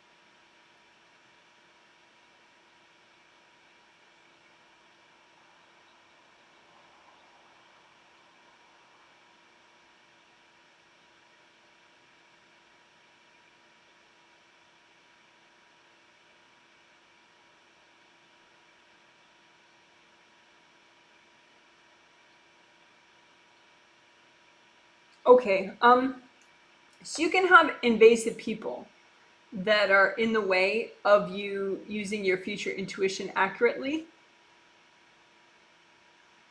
Like I'm looking at this sample person, and she's trying to intuit, what she should do next, which is sort of like, decision-making powers, but she wants to use her intuition about the future to be like, well, is this going to be a good plan? Like 6 months down the road, a year down the road, or not. And so that does relate to future intuition. And she's trying to intuit, but basically her mom is really freaking out in her space, and she doesn't really realize, oh, that's my mom, I have to clear her out. So she just feels this kind of freak out energy that is sort of like putting this white curtain in front of her own vision of what's next for her, and making it seem really, really complicated, what she should do. And I think that's pretty common, particularly for, a lot of my clients are women. And then it's like, I think for women, another woman, it's easier to get another woman in your space and you don't realize it's not you. Like that sample person, she thinks it's her own fear that is in her own way, but it's not. It's her mom's fear. It's literally her mom in her space going, oh my God, I can't believe, oh no, what should you do? Oh, this is terrible. If she just cleared her mom out, she would have so much more like calmness about it all, and actually gratitude for the situation. Like she would really see some of the beauty of the situation, whereas right now she's really not feeling the beauty.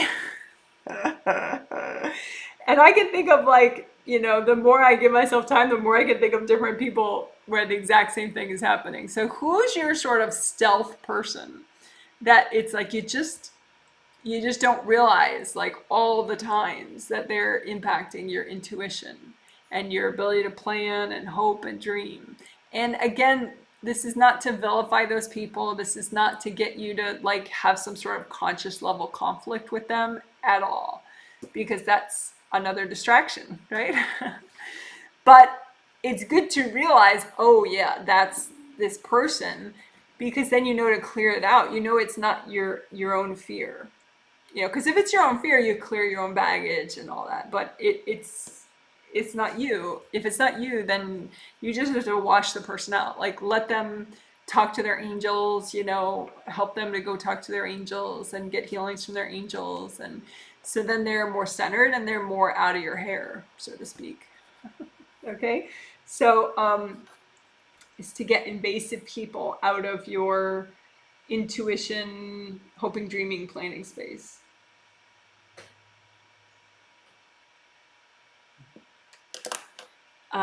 And especially people that you don't really realize are impacting you. And again, like I said, that can be people of the same gender. Maybe it might be harder for you to realize. And also people that you've known all your life. It may be harder to notice. Or like you've known them for a decade or something. It may be harder to notice when they're impacting you because their energy is so familiar, you just don't realize it's not you. So, okay, cool. So, how should we do that?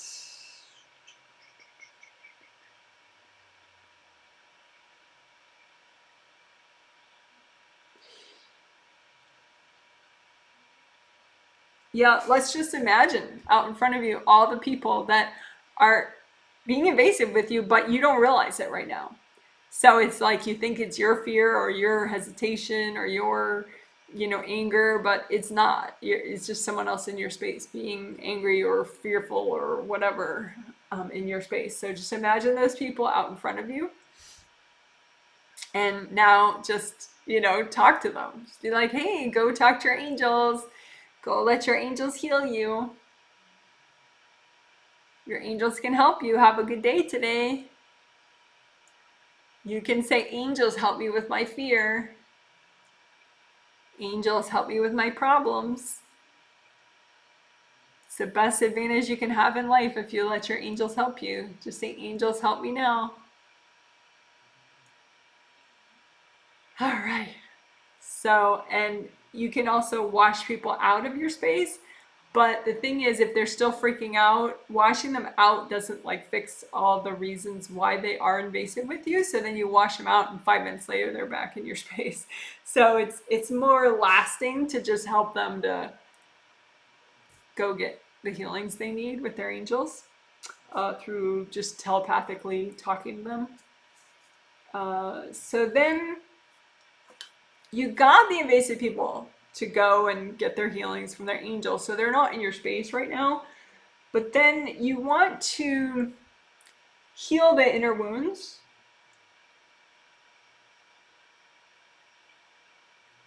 That allowed you to keep them in your space for so long. And you can kind of notice, like, and say you weren't conscious of who you just sent on their way, that's okay, right? You say, you're like, Janet, I can't tell, but I think I imagined the people and they went away. So, but then go ahead, and that's fine. It still works that way. But imagine, how long have those people been in your space? Like, do they just keep coming in every morning? Have they been continuously there for 20 years? And just forgive yourself. Just give yourself a big hug. Say it's okay. Learning is incremental. I love myself. Right? And then now we're going to heal some inner wounds so that you're less likely to do that, make that mistake again, that subconscious maybe mistake again, right? To let people just sort of ride in your mind and your heart and your emotions for hours or days or years. So healing inner wounds is easy. If you're not grounded, go ahead, check that. Make sure you're nice and grounded. But go ahead and just imagine the wounds as slashes out in front of you. And then you just spread gold light in the slashes and let the slashes melt away. And that heals your inner wounds, right? So imagine the inner wounds that allowed you to let these invasive people smush your hopes, dreams, planning, and future intuition. So imagine those inner wounds of yours from this or past lives, and just use lots of gold light and spread the gold light inside the slashes. And keep breathing, relax, deep breath. And let all those slashes melt away. If they don't, say, angels, can you help me heal these wounds? And let's do another batch of that. So any inner wounds that make you more likely to just allow and maybe not even realize that invasive people are impacting you in general, but also your future intuition, your hopes, your dreams, your ability to plan. So imagine any inner wounds out in front of you that make you vulnerable, let's say, to invasive people and passive to invasive people, and then just lots of gold light, and just put the gold light in the slashes so that the slashes heal up, and you're healing your inner wounds that make you passive or unaware of people controlling you, essentially.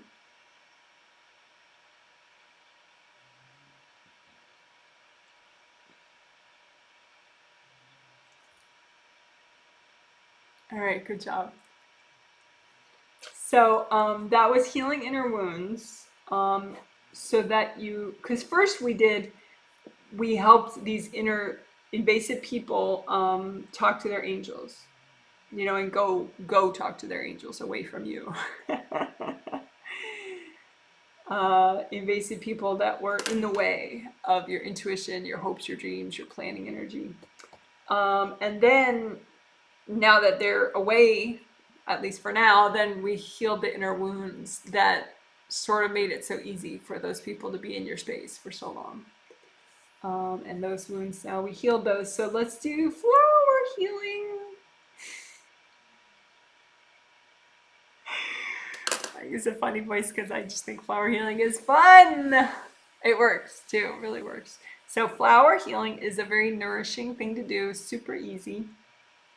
It's a way to give to yourself in really targeted ways. And it's especially useful when you're doing a lot of clearing, because clearing clears things out. So then nourishing is especially beneficial, to sort of balance out all the clearing that you did. So let's do flower healing for future intuition, hoping, dreaming, and planning. Whatever healing energy you need to help your healthy and positive future intuition, your hoping, your dreaming, and your planning. Healthy and positive future intuition, that means like whatever's going to be useful for you. You want to use your intuition in a way that's helpful for you, right? So make energy healing flowers to help you with that. They could be rainbow colors, gold, rainbow and gold, whatever.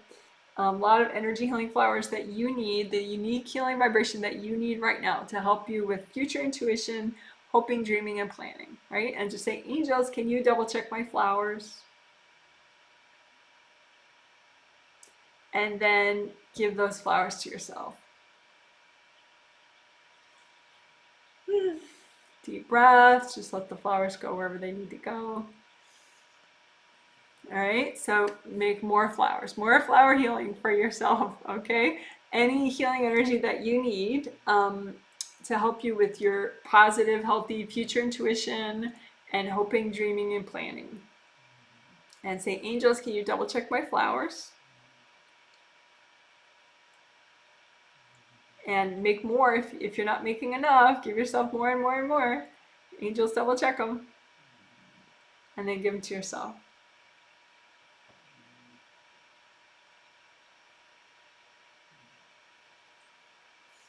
All right, beautiful.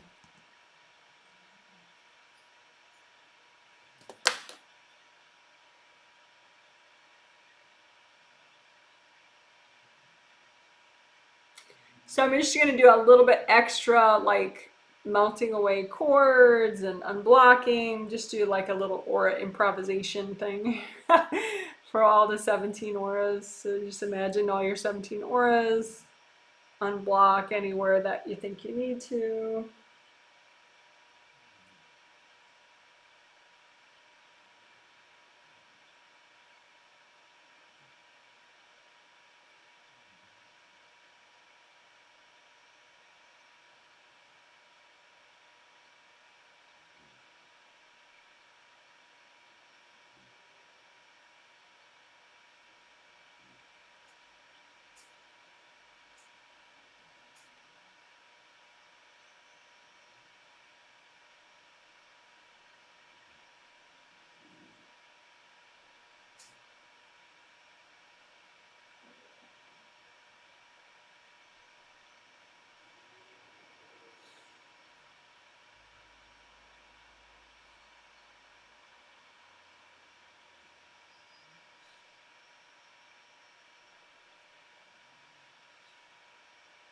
Oh, and I didn't mention before, go ahead and redo your gold buffer zones.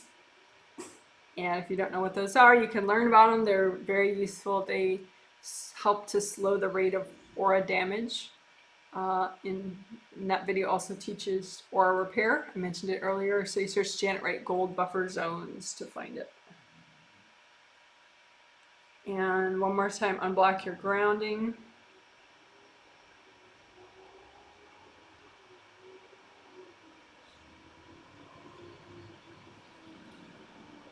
And your angels can continue to work with you on this topic.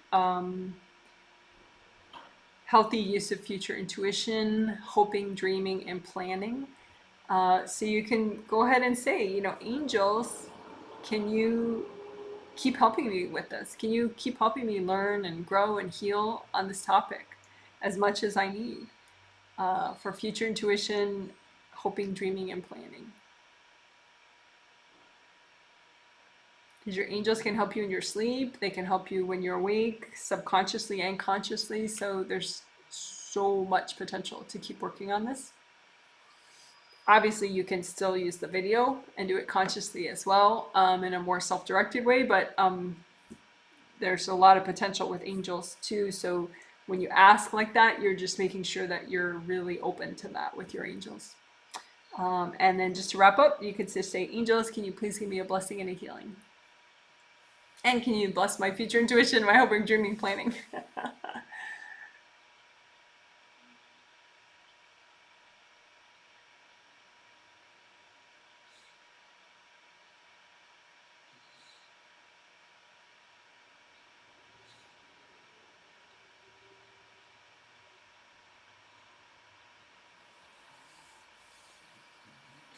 All right, good job. Woohoo! We did it. So that's a healing. And that was the first in the set of 3 healings that I'm doing. So on this same topic, you don't have to do all 3. Of course, the people that I'm healing, they will be receiving all 3 healings. So the next healing is in 2 days on Sunday. And then the third is 2 days after that on Tuesday. And on Sunday, after the Sunday healing, there will be a Q&A, a separate live stream Q&A. And that will be on the same topic, practical use of future intuition, hoping, dreaming, planning. The questions You could ask one question per person on that. Or if you really, really don't need to ask a question on any of that, you could ask like for a quick like self-healing suggestion that I notice that you need. But the encouraged topic will be the same theme as this healing. All right, so I'm gonna catch up on people's comments for maybe about 20 minutes or so. So if you have any comments about what this healing was like for you, if you have a comment about a certain part of the healing, or just overall, or and ideally give context, whether you healed yourself and got the healing from me, or just one or the other. Okay, let me see. So, yeah, I got my different Canada shout outs. Thank you so much for my Canadians saying where you live. That's fun to know. Someone says I look good in a ponytail. Thank you. I don't know. It's just the reason I wore it is because sometimes when I have my hair down, I get distracted because I'm looking at an image of myself the whole time, when I live stream. So this way there's nothing to play with. So I might be doing it this way more often. But in my daily life, I wear it both ways. So this is hi from London. Thank you. Always interesting to know where everyone is. That's fun. Hello, hello. Someone's giving me lots of hearts. London, Ontario. Is there a London, Ontario? Or are you just saying that? I'll have to look that up. Thanks for today. Thank you. Greetings. Thank you. New York City. Love and forgive everyone, everything, everywhere. Someone says, love all this amazing information and healing. I'm glad you like it. Welcome, welcome.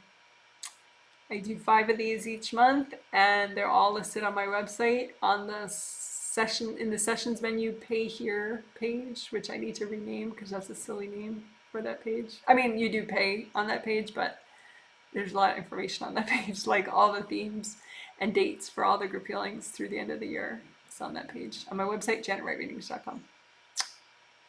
So this is, thank you, Janet. I am not able to watch today, but if you have time, please tell me how my sister did with the healing. Yes, and she did get a healing, and today was the first time I worked with her, so that was exciting for me. She did well. She was one of the people that needed aura repair and chakra repair, and both of those things worked well for her. She has a fully repaired aura, but her regular auras now are fully repaired, and all her major chakras are fully repaired now. Yeah, her angels say she's kind of a natural as far as receiving healing, so she clicked right into the idea of it, and yeah, it seems like it's not a big thing for her spirit to be like, yeah, of course I want healing, yeah. So I don't know how she feels consciously about it.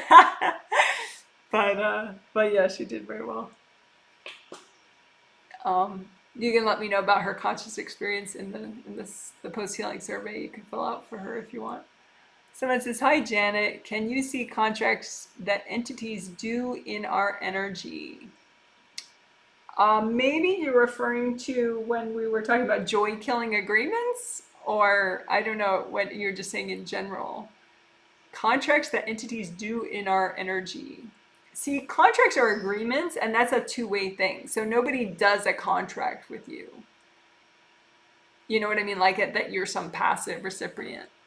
So I don't know what you're saying, really. I mean, I can see if someone has you could learn to, the more present you get, the more you can, if you want a practice video that you could use that I have is called, if you search YouTube, Janet Wright, Advanced Grounding Clean Out Beings is in the title. A being is a entity, being, same difference, right? Invasive spirit, it's all the same thing. So Janet Wright, advanced ground and clean out beings. I'll type it too.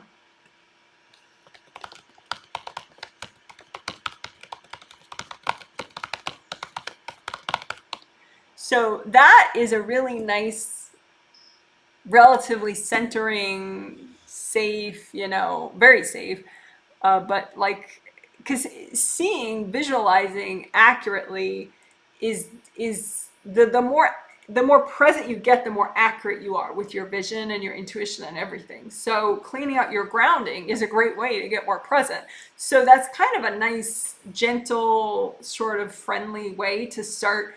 If you want to learn how to spot, an invasive being in your own energy field and clear it out. I mean, there are techniques that you can use where you don't really have to see anything, like seeking gold wax, or, just imagining agreements, if there are any agreements, and melting them, and, collapsing gold nets. You don't really have to see for those techniques to work. Vacuum boxes.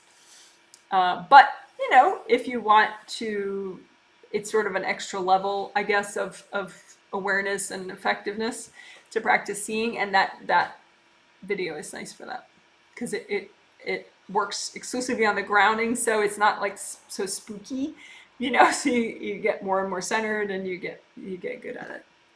So that might be something you're interested in. Of course, I can see entities, but the point is you learning to see them, not me, because I don't have time to read everybody that wants a reading. You can learn this stuff. So that video is a nice way to practice. Someone says, hi, Janet. Good morning from Vancouver. Good morning to you, too. Thank you very much. Someone says, hi, Janet. This triplet healing, yeah, because it's one of 3 healings today, is for my daughter. Yes, I'm aware of that. Can you tell me how she's doing? P.S. Thank you. You look lovely in aqua. Well, you're very kind. I've just learned like what colors are good for the camera too, This camera likes very lighter colors, and I like lighter colors too, actually. Okay, so yes, how did your daughter do? Actually, I was encouraged to see with her that she did not have, like when I looked at her last night, she did not have any chakra damage or aura damage, which is huge, because that means, since I haven't healed her since, early last month, that means that she has been letting her angels heal her, like, on her own subconsciously, which is why I try to work it into as many healings as I can, like clearing baggage so that you let your angels heal you on an ongoing basis. So I was super encouraged to see that for her. And she was actually pretty present, I mean, for her. And she didn't have any of that major damage that she could have had, and she used to have like constantly. So that's actually huger. I mean, she always does great in these healings with me, but letting your angels heal you on an ongoing basis when I'm not healing you in between healings, that's an even bigger piece of exciting news. So I did notice that about her. That was very impressive. She was in yesterday, when I took a look at her, she was in 7 through 4, which is still not like crazy present, but for her, that is crazy present. So she was present in physical body chakra 7, 6, 5, and 4. And she didn't, and her aura was, both her regular auras were whole, and all her major chakras were undamaged. Yeah, they were still, more blocked than ideal, and all yada yada. There's always room for improvement, but that was exciting. So good for her. Someone says, I wonder if this is the reason why I've been feeling judgment energy lately. For example, almost like a mysterious crowd is judging me in a competition. Well, maybe you're referring to a certain part of the healing, which I'm not sure which part of the healing you're referring to. Oh, you could be referring to the invasive people or the joy killing agreements. Really both. You could redo both those sections a bunch, which is, towards the end of the healing. But yeah, the invasive people that could be in your space, but you don't really realize they're in your space, that could be, part of what you're kind of sensing and referring to right there. I'm not sure, but I lost your comment. Oh, where is it?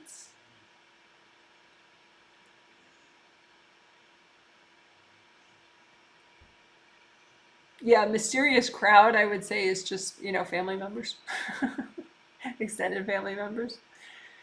Um,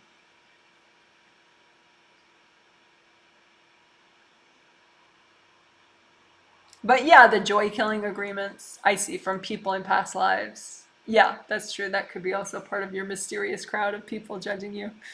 Yeah, that's true. Someone says, my environment is very toxic. How? I know it's my mother. So you answered your own question. And then you said other things. I'm accepting assistance. Mental health is a major issue. Yes. LOL, smiling.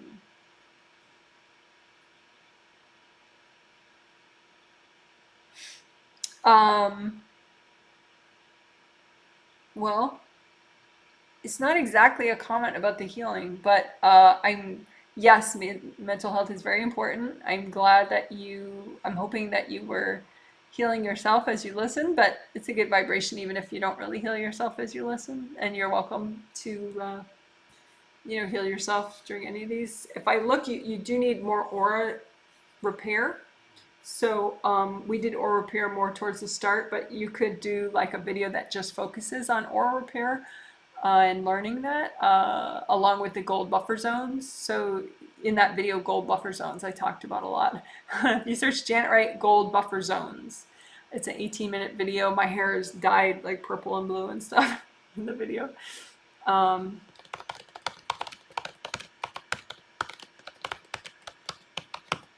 So it's an 18-minute video call, and you search Janet Wright gold buffer zones, you'll find it.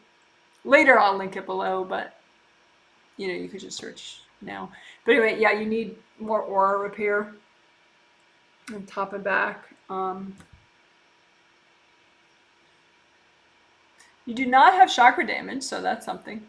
But yeah, just do more aura repair. It's like you can be around people that throw energy at you, but it won't get in as much. It won't be so shattering if you work on the strength of your aura. There's another one too, once you do that video and you kind of get your aura fully repaired, and you can do the video a couple times, maybe 2 days in a row just to get all of it repaired. And then you can post under the video, Janet, can you check my aura repair work, please? And then I'll check to see that you got your aura fully repaired. Another video that's nice, it's somewhat short. I think it's like 14 or 17 minutes or something. If you search Janet Wright repair 17 auras, the number 17, because there are 17 auras. There's the 15 Weichi auras and then the 2 regular. So if you just search Janet Wright repair 17 auras,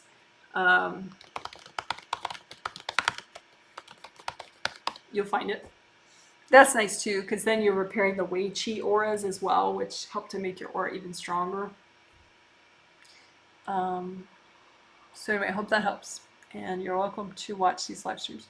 Someone says, my sister and my dad are definitely in my hoping, dreaming, planning space, but I think these days mostly my sister is making me feel like I can't do certain things.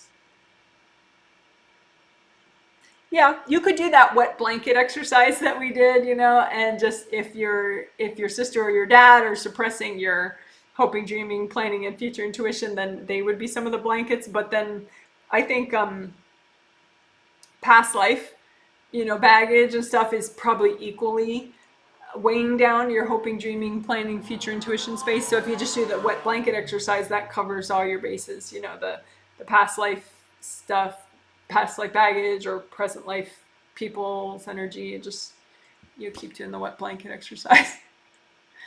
It could be nice. Someone says, I'm imagining oozing golden light like honey, and they just go into the slashes and heal. Very nice. Yeah. And you're referring to what we did towards the very end of healing inner wounds that make you more likely to allow people to stay in your space, invasive people. Because otherwise, subconsciously, you could clear them out, right? When they hop in, you could just, subconsciously and clear them out. But, a lot of times inner wounds can make you more passive about that subconsciously. So that would be, for the person who said that, with the challenging environment with the mother, that could be nice to keep working on that, heal the inner wounds that you have that make you more vulnerable to, attacks from other people or invasive energy from other people. Because that's something you can really, do, heal your own inner wounds. You can't really transform the other person, although you could, say hi to them and help them to talk to their angels. And even a person who is completely, you might think is completely unhinged, that actually does work on a subconscious spirit level. Maybe only temporarily, but it helps, and then that really adds up. Like, for example, various members of my genetic family used to be just constantly invasive and in a way that was depleting and, destructive and all sorts of things. And now it's like hardly ever the case, just because I kept saying hi to their spirit on a, non-controlling way and just reminded them about their angels on a subconscious level, so they went to talk to their angels. So it's really not their default anymore to be invasive with me. So it does work. That video is called Janet Wright. If you search Janet Wright, resolve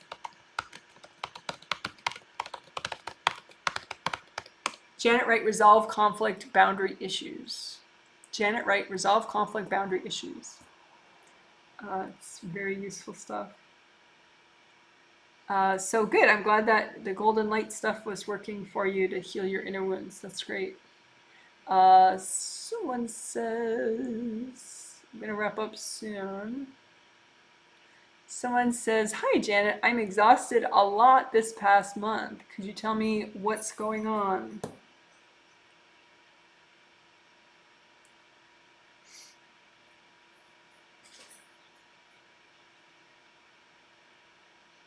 Yeah, you didn't have chakra damage or aura damage when I checked you yesterday.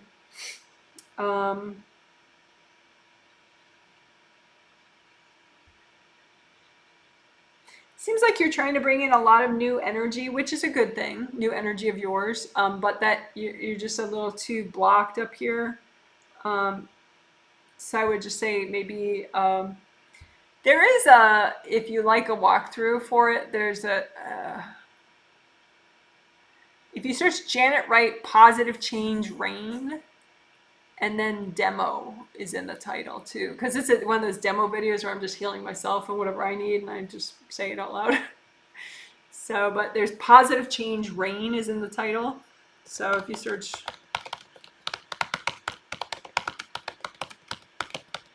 search, Janet Wright Positive Change Rain demo, and you'll find it.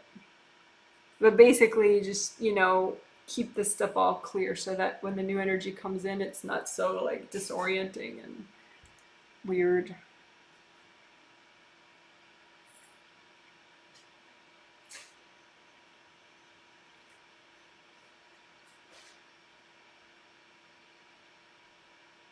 But you are bringing in a lot of new energy, so it's kind of you're processing a lot. So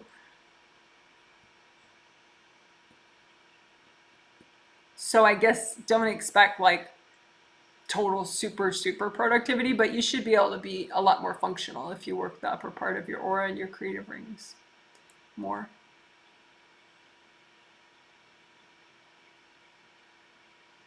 Also, your Kundalini seems to be turned off, so you could work that a little bit. Kundalini is that energy center below the first chakra, and I have a whole playlist of Kundalini videos. You just search Janet Wright Kundalini, but put Janet Wright because otherwise you get all this weird stuff on YouTube. So for others that don't know Kundalini, I'll spell it out.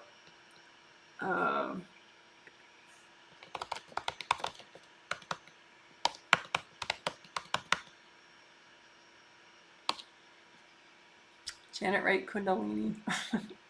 It's just kind of a peppy energy that you generate below your first chakra. So you're present enough that it wouldn't be uncentering to generate like a moderate amount of it, and that'll give you a little bit more pep. Okay, cool. Someone says, hi, Janet. Thank you so much for this today. Several of these techniques were precisely what I needed and things I have been working on. Angels helping me and the mom invasion. Perfect. Well, good. I'm glad. That's great. Good to know. Thanks. Thanks for my little happy emojis. Someone says, would you elaborate on intuition? Even for the healthy version, does it mean that things are written? I ask because of the whole free will versus planned question. If we can read, are things written? Intuition doesn't have to imply. I know what you're saying, and I alluded to it really briefly in the intro, that a lot of times when you stick the word future in there, people are thinking, oh, well, that you're saying the future is set in stone, you know, if you can read it or intuit it, right? But no, that's not what I'm saying. Some people believe that, but I don't. I mean, there are certain things maybe that you hardwired in with your angels, you know, like, oh, for sure, you know, but a lot of it is very flexible and, you know, like there are all these sort of more like hypothetical, you know, if I go down this road, then I have these choices, or I go down this road, then I have these choices. And, you know, it's like there's a lot of possibilities, you know, and so it's about your decision and, you know, so you just, the more present you get, the better your intuition and judgment and everything is, the more you unblock your spiritual path, you know, it just kind of works out, you know, so you don't really have to get nitty gritty, but it is interesting, you know. So, for example, say like you don't know what job you want, you know, or you want a better job next time, and you feel like, my gosh, you know, this job I have, it's just not all that. So a lot of those things you're creating on the astral first in your sleep with the angels. Ideally, you know, you work with your angels on it, but things happen first on the astral in your sleep. So major things. So like, say you're gonna interview for a job, you would have already interviewed, like say the interview is today, you know, in 2 hours. You wouldn't have gone, you would have already had that interview in your sleep with your angels at least once, if not several times already. You would have decided with your angels that it was worth your time to try on the astral, and then you would have done the interview already. And so you could use your future intuition, which is kind of like partially, you could call it astral recall too, of just thinking, well, how was it when I did it on the astral? Was it worth my time? Was it just good experience, you know, or was it actually like I was really excited about that particular job at that particular company at the end of the interview, you know? So that's future intuition, but it's also sort of astral recall. So it's relating to an interview that you're going to have in 2 hours, but things happen first on the astral, so it actually already happened. So hopefully that doesn't blow your mind too. If it blows your mind too much, don't worry about it. But so yeah, you have free will. Decisions matter. You know, how present you are affects how you perceive different choices and how accurately you hear your angels. So it's not all just some pointless required road that you have to, you know, where there's no wiggle room. There's a ton of wiggle room for everything. That's the whole point of self-care, that you that you optimize your decisions and your choices and your experiences. And so, yeah, so, but say, like, okay, but the future is kind of like, say you're in this ship, right? And your ship is headed a certain direction. You can kind of see as things are laid out right now. I feel like this month will be about this and this and this, or I feel like this month I need to just rest more and just enjoy, and look up at the sky sometimes, and spend time with my flowers. So it's future intuition, but it's not like it's set in stone. It's just like you're using your intuition, you're reminding yourself, well, it's August, and you're thinking of, kind of, I don't know, it's just like you're sensing the road ahead of you, on your path, right? You can still modify that road on your path ahead of you, clear away more obstacles and stuff and change it, but you can also intuit just, what you think you're going to need and what but also that can also be astral recall, because maybe you worked it all out with your angels in your sleep, all about what you want to do in August. And so you're really just remembering what your angels coached you not to forget about August, So it's all sort of interrelated. But no, in my thinking and teaching, it's not all about how the future's set in stone, because much of it is not. Most of it is not, I would say. Okay, hope that helps.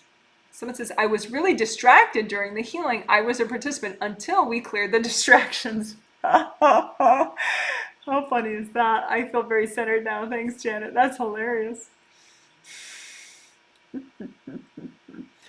Well, so that could be a technique that you want to do, maybe at the start of each meditation of yours, clear distractions, or maybe at the start of, maybe just keep doing it a lot. But yeah, that's good. I'm glad. Yeah, we cleared distractions both out of the aura and the spiritual path. Yeah, I find that personally.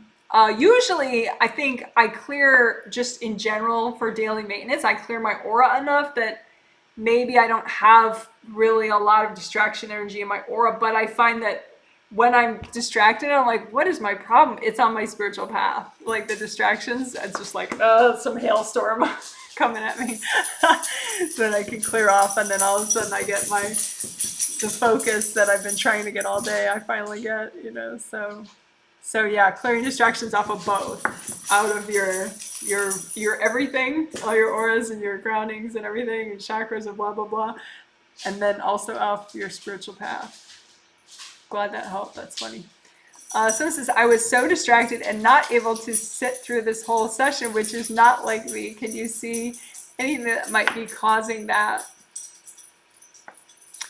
And I did not heal you this time. Oh wait, did I? No, I did not. I healed your loved one. Yeah. So you were healing yourself. Your grounding kept getting really, really narrow. It looks like you have some first layer energy blocks that keep getting corded by people in your life. So then like that creates this tension right here, and then you just kind of like your grounding cinches up and gets blocked. So I mean the root of it is really just clear energy blocks, like right in front of your first layer. A bunch, like melt away the cords from other people and clear the blocks. And then your grounding will probably stay wide longer. But that was what it was. It was you're getting corded, and that kind of makes you jumpy because it's right around your first chakra, and so it like, makes you feel anxious, and then your grounding got really narrow, so it popped you out over and over and over. So, okay. Hope that helps. So yeah, just melt cords to clear those energy blocks in your first layer right there. Keep clearing those blocks, and yeah, keep your grounding wide. Maybe you could like do some stretching at the same time next time that happens to you. Just get down on the ground and do some leg stretching or something, and just kind of breathe. All right, hope that helps. So it says, thank you very much. And for yesterday, also, I saw you in a lucid dream. Hugs. You know, as much as I would love to take credit for your lucid dream and being benevolent in your lucid dream, I gotta be honest, it wasn't me. What happens is once people learn about me from my videos, you know, and if they have an affinity with that, then sometimes your angels can use, you know, they can appear to you as themselves, you know, as angels, you know, they can appear to you however they want, but sometimes to get your attention and to be more like less intimidating, you know, than if your angel just appeared as some big giant 7-foot angel, they'll appear or use my voice, you know, and so someone might hear, you know, me telling them to not overthink something, but it's really their spirit guide using my voice, because that's going to click with the person, like all that they've learned in my videos. It's going to instantly remind them, oh yeah, okay, I got to ground, I got to stop, you know, fixating on some silly distraction, or you know what I mean? So it's not that I never say hi to people on the astral in my sleep, you know, because the angels direct me to, but it's much less frequent than I think people remember. And all the other times it's somebody's angel or somebody's spirit guide using my image, you know, as a like a friendly way of teaching somebody. So hope that makes sense. So it was your angels, really. Someone says, thank you for the me. How was my aura before the healing? I've spoken to mom to speak to angels, but she is not listening and freaking out, distraction and draining me.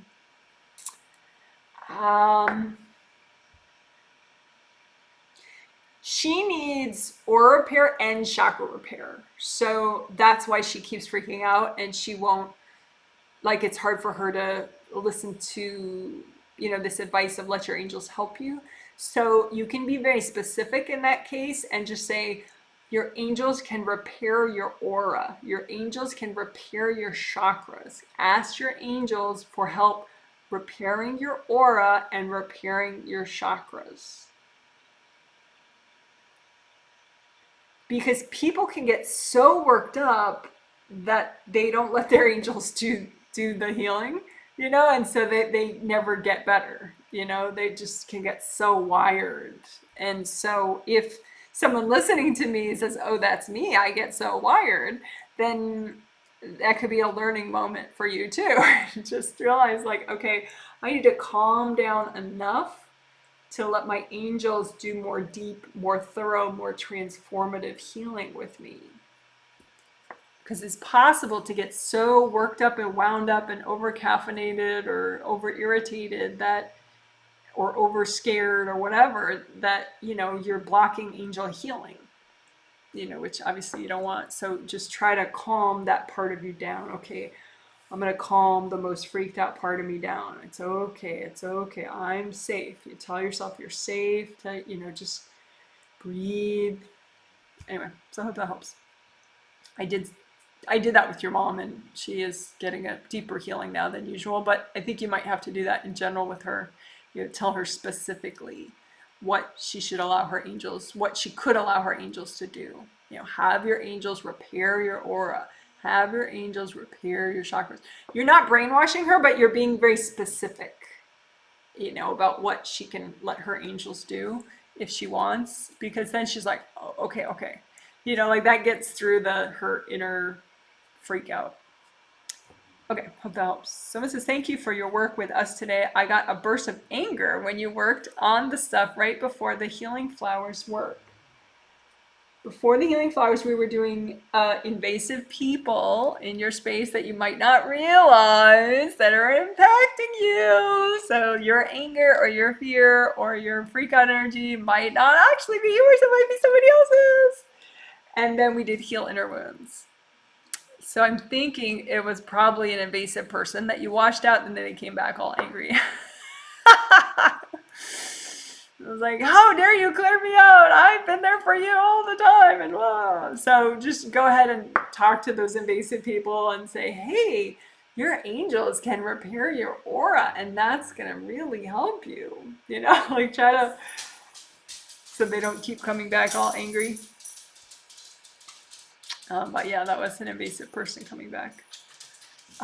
So it wasn't your anger. But again, that's a good illustration of what I was saying. You can feel the anger as your own if the person's in your space. It feels like it's your anger, but it's not.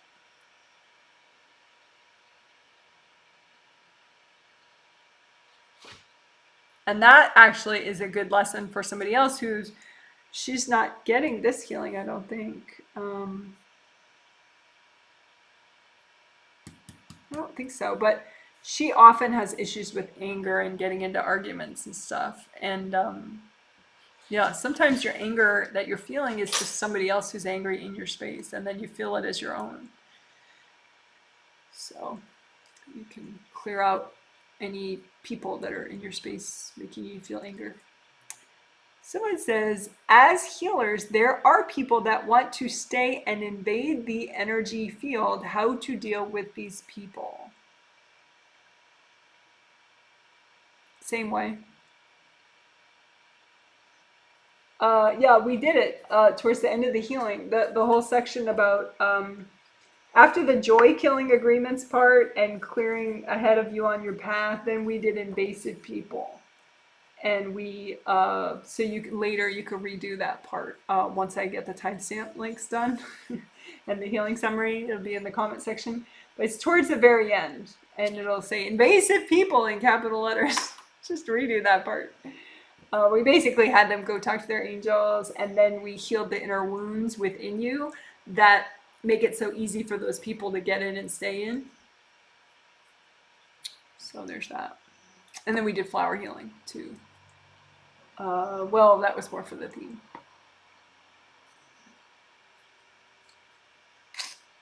So that's that. And you could also do that, that video that I already mentioned, the title of Janet, if you search Janet Wright, Resolve Conflict Boundary Issues.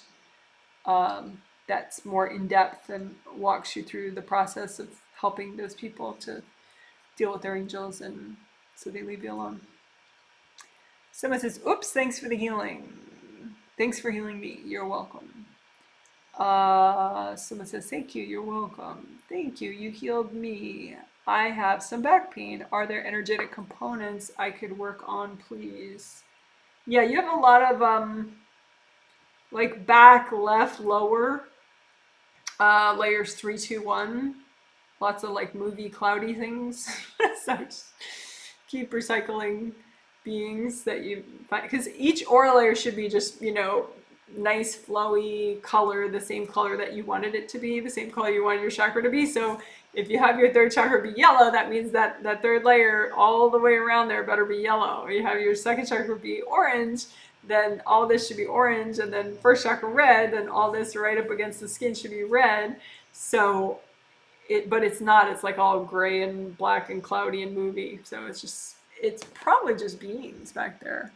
And then some hard energy blocks. So get rid of the beings first, and then the hard energy blocks, until you just see just yellow, orange, red, and all flowy back there.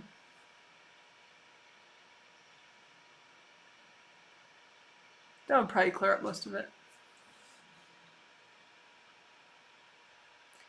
All right. So I need to wrap up. Someone says, I live in a complex mental health residential program. Well, I'm glad you're working on yourself. Someone said, thank you, you're welcome.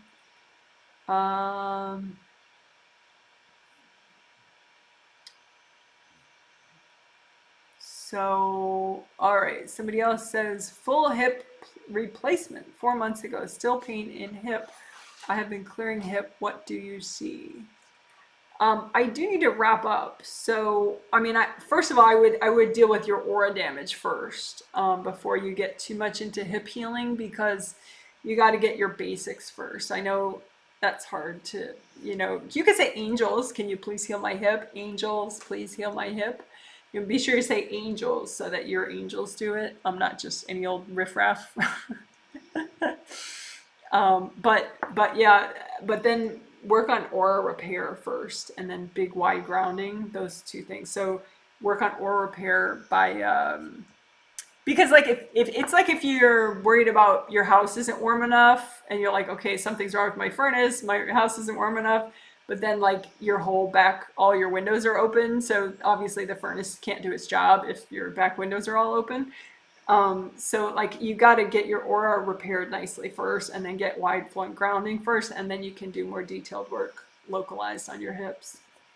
So I hope that makes sense. So you would learn aura repair from that video, Janet Wright Gold Buffer Zones. If you search Janet Wright Gold Buffer Zones, you'll find it. It's an 18-minute video.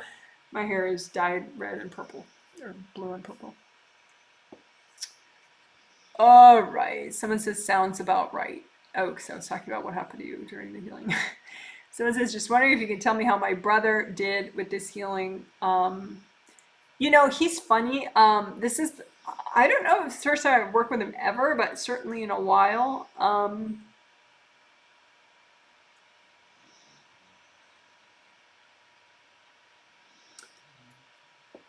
And, you know, he had aura damage and chakra damage, so now he has neither. Those are both taken care of. So I would say that's the biggest thing. Just he got the basics done.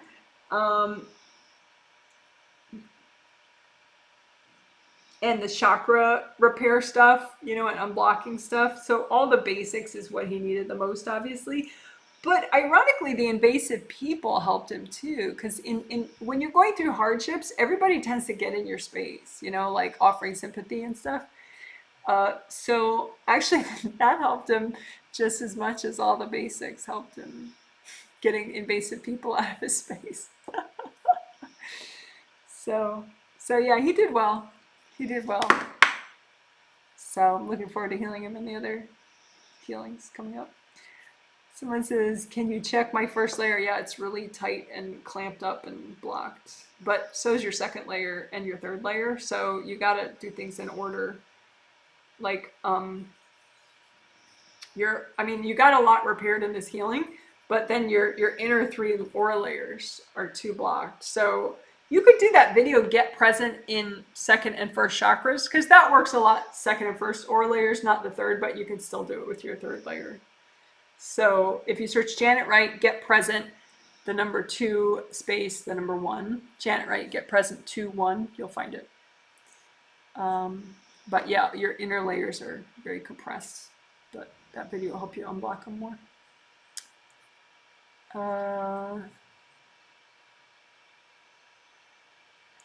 Yeah, one person who's new, they keep commenting over and over. Try not to do that too much, because it gets a little bit much. So just like 1 or 2 comments per live stream. But I'm happy to make your acquaintance, and you're welcome to heal yourself during any of these live streams.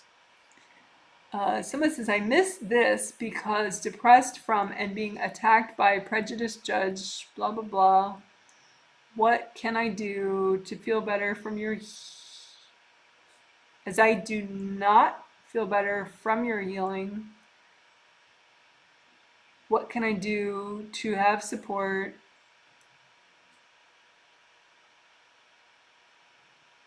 You may be somebody that I healed, but obviously the name, I don't know that YouTube name, because it's just, you know, it's a cute name that you can make up.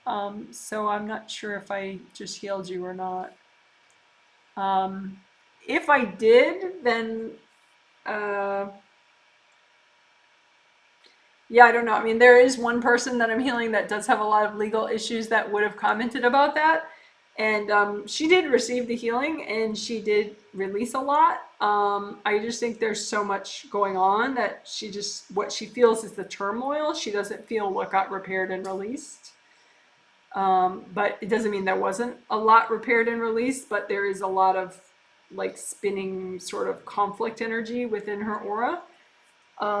So if that person is listening, then I would say, redo the clear distractions part, where you just imagine like within your aura, just anything like like spinning conflict energy, and just kind of wrap it up in gold light and hand it to your angels, and just keep taking out the spinning conflict energy, you know, any kind of spinning drama, and take it out of your energy field and take it off of your path, just any. And that will be in the summary as clear distractions. And we clear distractions within the aura. We also did it on the spiritual path. So you would just need more of that. But it doesn't mean that good things didn't happen in the healing if you didn't feel it. A lot of times that's pretty universal with newbies. They don't, I mean, although this person that I'm thinking of is not a newbie, but it's pretty universal with newbies that you can clear and heal a lot, but you don't feel it in the moment of like, oh my God, I feel 10 times better. So that may be discouraging, because then other people do feel 10 times better consciously right away. And so, but you just have to keep that in mind, that, you know, not everybody feels instant results, because it depends on how present you are and, you know, where you're coming from. The idea is you want to be better off than you were before. You know, ideally, yeah, you want to feel 10 times better consciously, but, you know, sometimes that's not going to happen. You got to just keep improving and keep improving and keep improving. And then at some point you may start feeling instantaneous results, but everybody is coming from a different place. So try not to let that discourage you. So it says, thank you. Feel the calm and quiet, able to feel more joy and freedom to be. Good, I'm glad. How was my aura and chakras before the healing? Fine. I mean, there was no chakra damage and there was no aura damage when I checked yesterday. Someone says, yay, basics. Invasive people, yes, thanks. Someone says, oh, thanks, yes, me, and yes. Okay, good. Yeah, so it was you. So the advice I said was for you. So yeah, you actually did heal a lot. And the wet blanket exercise, removing all that heaviness from your hoping, dreaming, and planning, did help you. And you did not have aura damage or chakra damage when I checked yesterday. So that means you've been letting your angels heal you to a certain extent on an ongoing basis. So that's progress. Okay, guys, you are all awesome, and I definitely enjoyed working with you. And, you know, pat yourself on the back or give yourself a hug. You did good, you know, for even trying to think about healing yourself. That's very impressive. So good job. And the next group healing will be on the same theme, positive use of future intuition, hoping, dreaming, and planning. I'll be in 2 days on Sunday, August 8th, 2021. And after that, on the same day, there will be a live stream, Q&A, separate Q&A live stream, where you can post one question per person on this same topic. Okay, you guys are so awesome. Bye. And I'll try to end with a little animal cam of my pets and stuff. Let's see who I can show. I can show Daisy. If I lower the camera a little, you'll be able to see her coming up. But I'll have to be quick, because when I get her out of the cage, then she wants to go to the yard real fast. Oh, see, there you can see that's I'm going to not say his real name, because then he'll get all anxious. But his name that he doesn't know is his secret name is Little Man. So right there, she doesn't know I'm talking about him. But that's Little Man. And then her, so she doesn't know I'm talking about her. Let's see, what do I call her? Chunkster. Chubby girl. And she doesn't know that's her. So, and then oh, Bambi looks really cute over there on top of the microwave. That's Bambi, one of our cats, one of our 3 cats. She's super cute. And then, yeah, that's it. So I will let Chunky Girl out of her carrier. So then both Little Man and Chunky Girl will start getting all excited. So then I'll have to sign off right away and take them out. There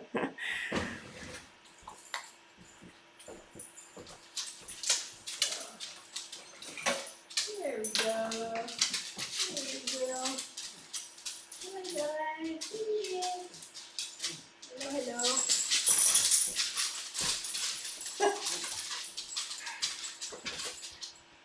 All right, so bye.